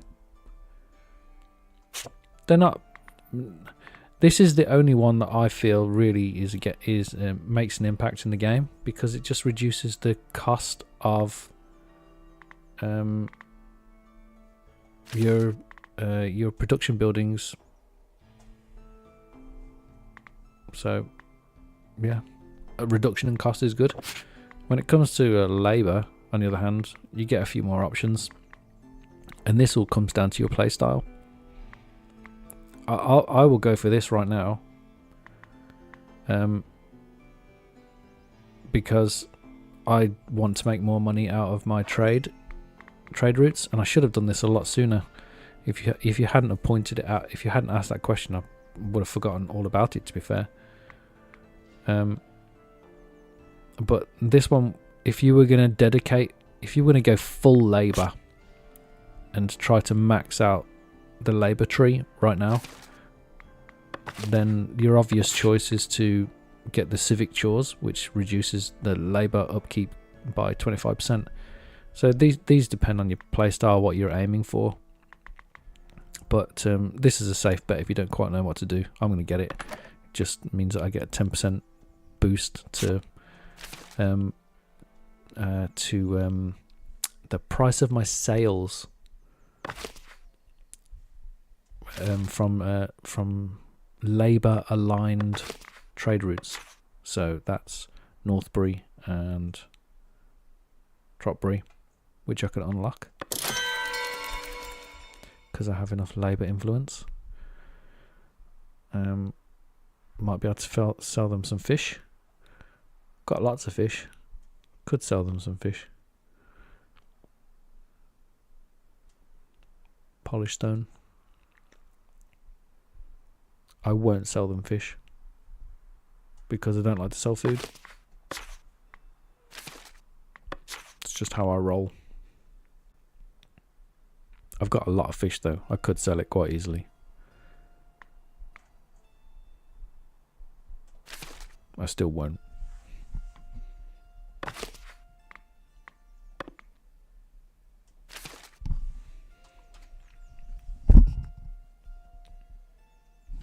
Oh, the sound effects of the birds.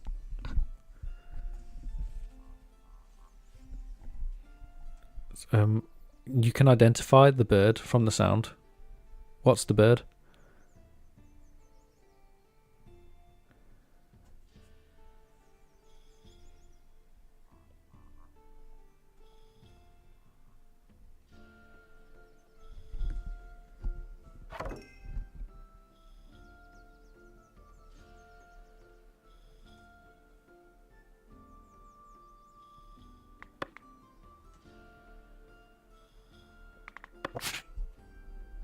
I think that'll do. That's a big enough space for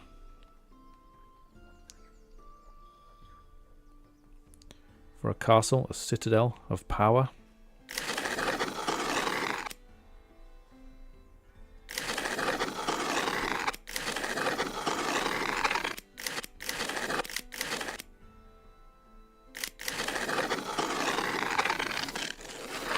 There we go.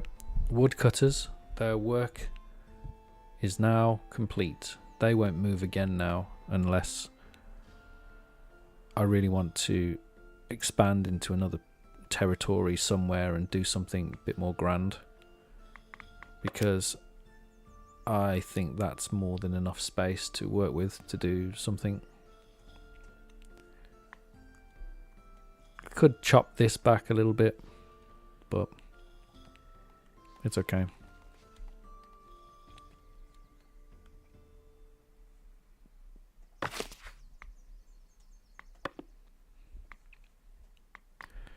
Need a tavernier.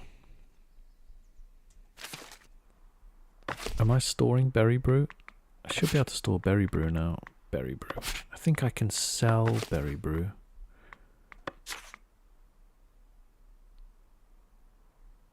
No. Oh yes, I can sell berry brew. No, not there.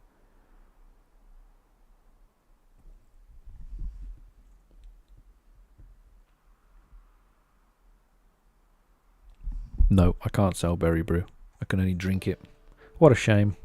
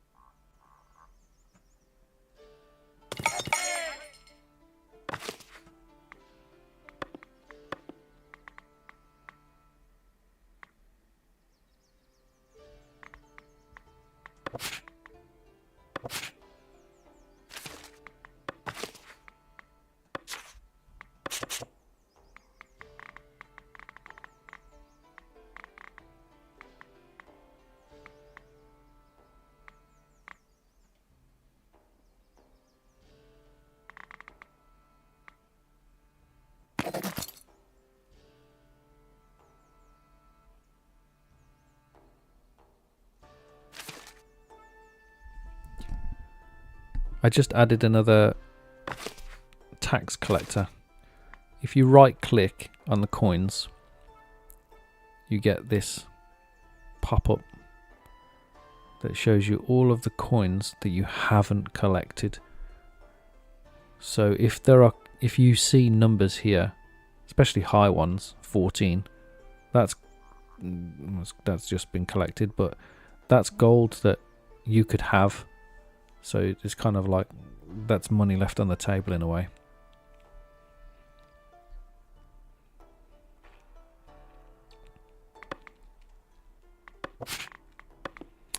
And so adding more tax collectors in means that you'll get more of that.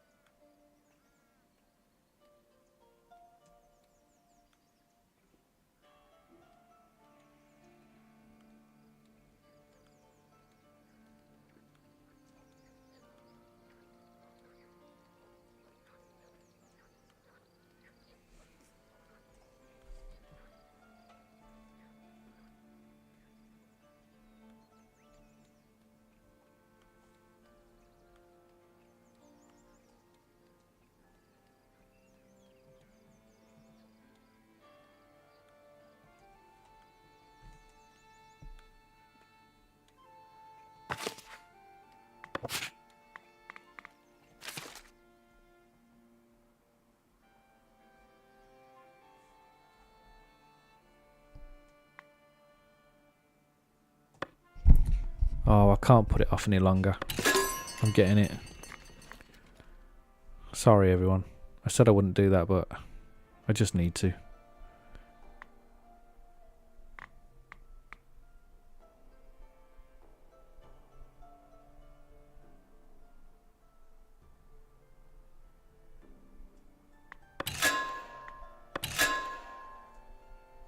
Get another edict as well.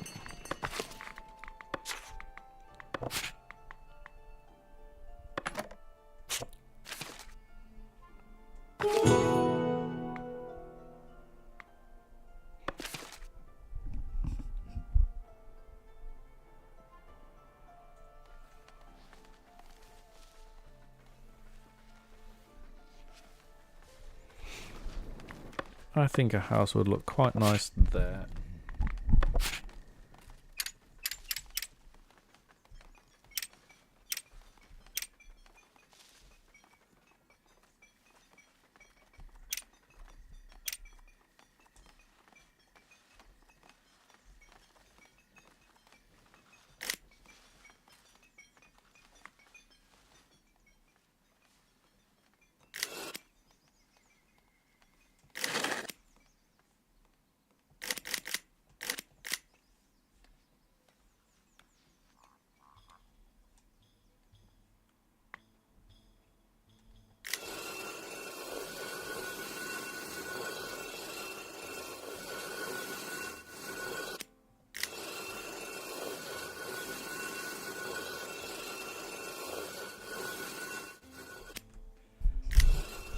Somebody I had a nice, funny comment a couple of days ago.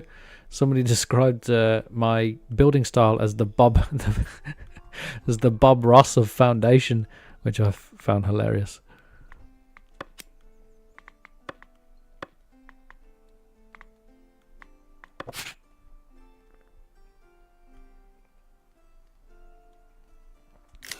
Actually, that's not going to work.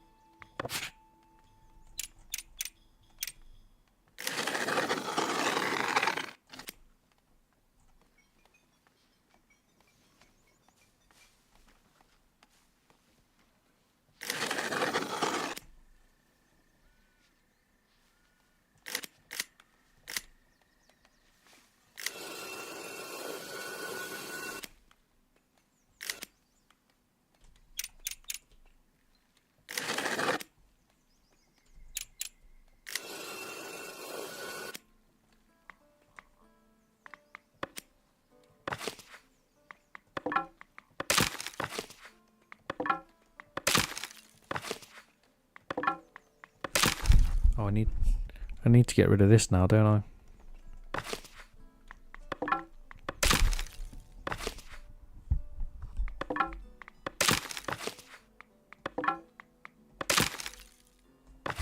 And this can move.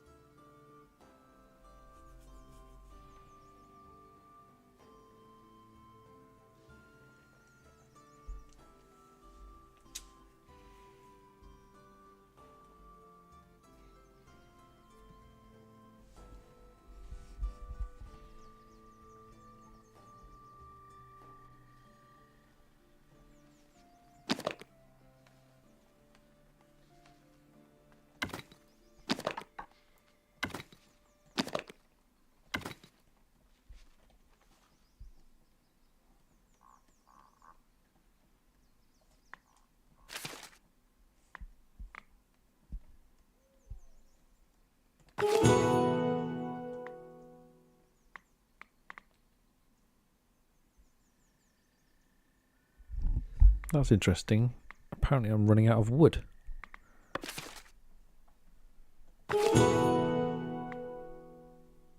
Yet I've got a surplus of building materials. I feel like that's a contradiction. I have lots of wood. I just don't have a lot in storage. That's because I'm building houses like there's no tomorrow.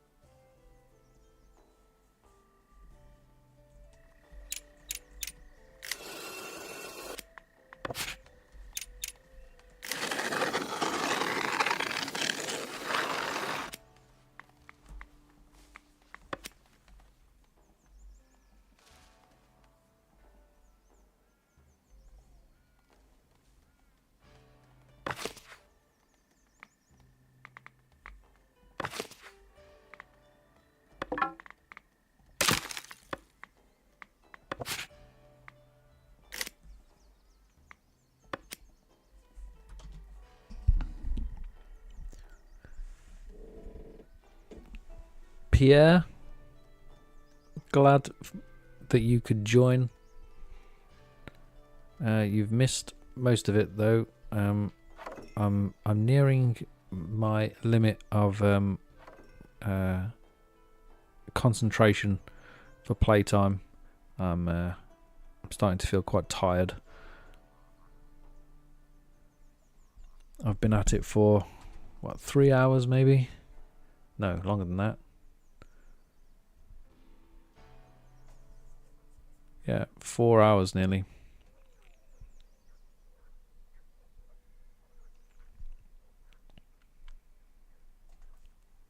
But in case you were wondering, I had set myself a personal goal of rushing to tools.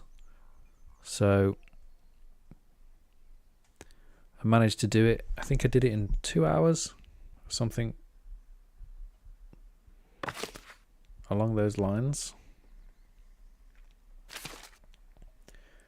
But I feel a bit under, what's the word? A little bit underpowered in terms of economy. I haven't unlocked trade routes because I haven't there's things I'm lacking. So although I have got tools, and technically I have tools, and I can start building a castle, which I've cleared a space for here. So I've earmarked that. I haven't started it because I was still mopping up the things that I'd hastily built in order to get to tools.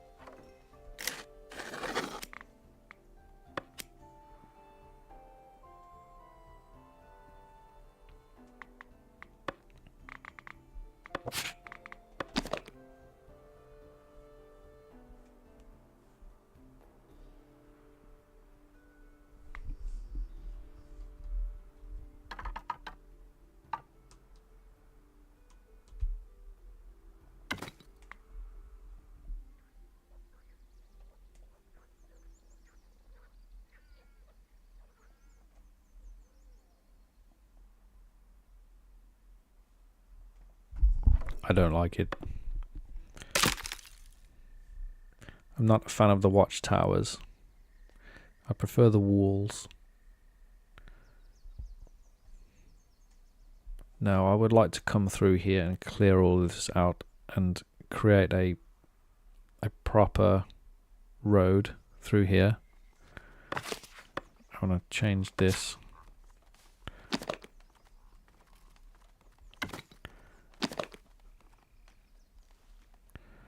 Thus. And create a better shaped road through there and make this a walled district. Maybe not a walled district. I'd have to use those towers and place the towers throughout, and then have that as a upgraded district. Couple of houses here and a few that go up this road, and then terminate at a castle. That would be the overall shape, I think, and design of this town. It would be a town.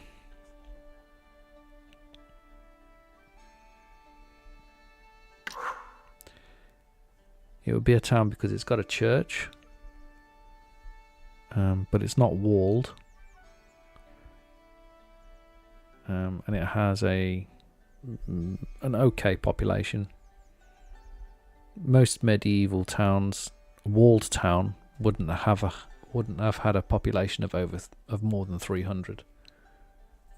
A town around 100, perhaps less than 100.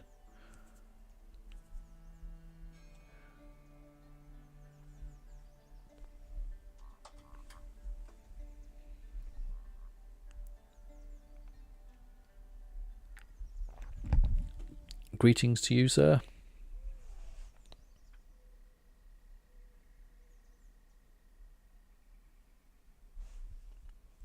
You're welcome, Bex. Enjoy your weekend. Thanks for stopping by. Thanks to everyone for stopping by.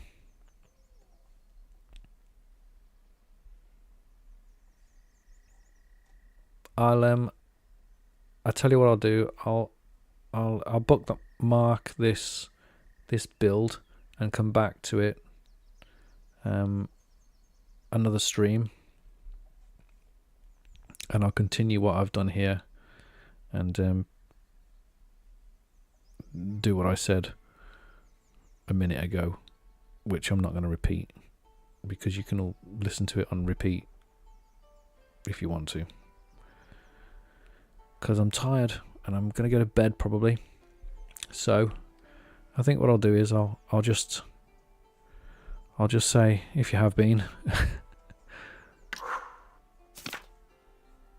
thanks for watching. Thanks for listening to me ramble. And good evening to you all. I'll catch you in the next one, perhaps. And have a good weekend.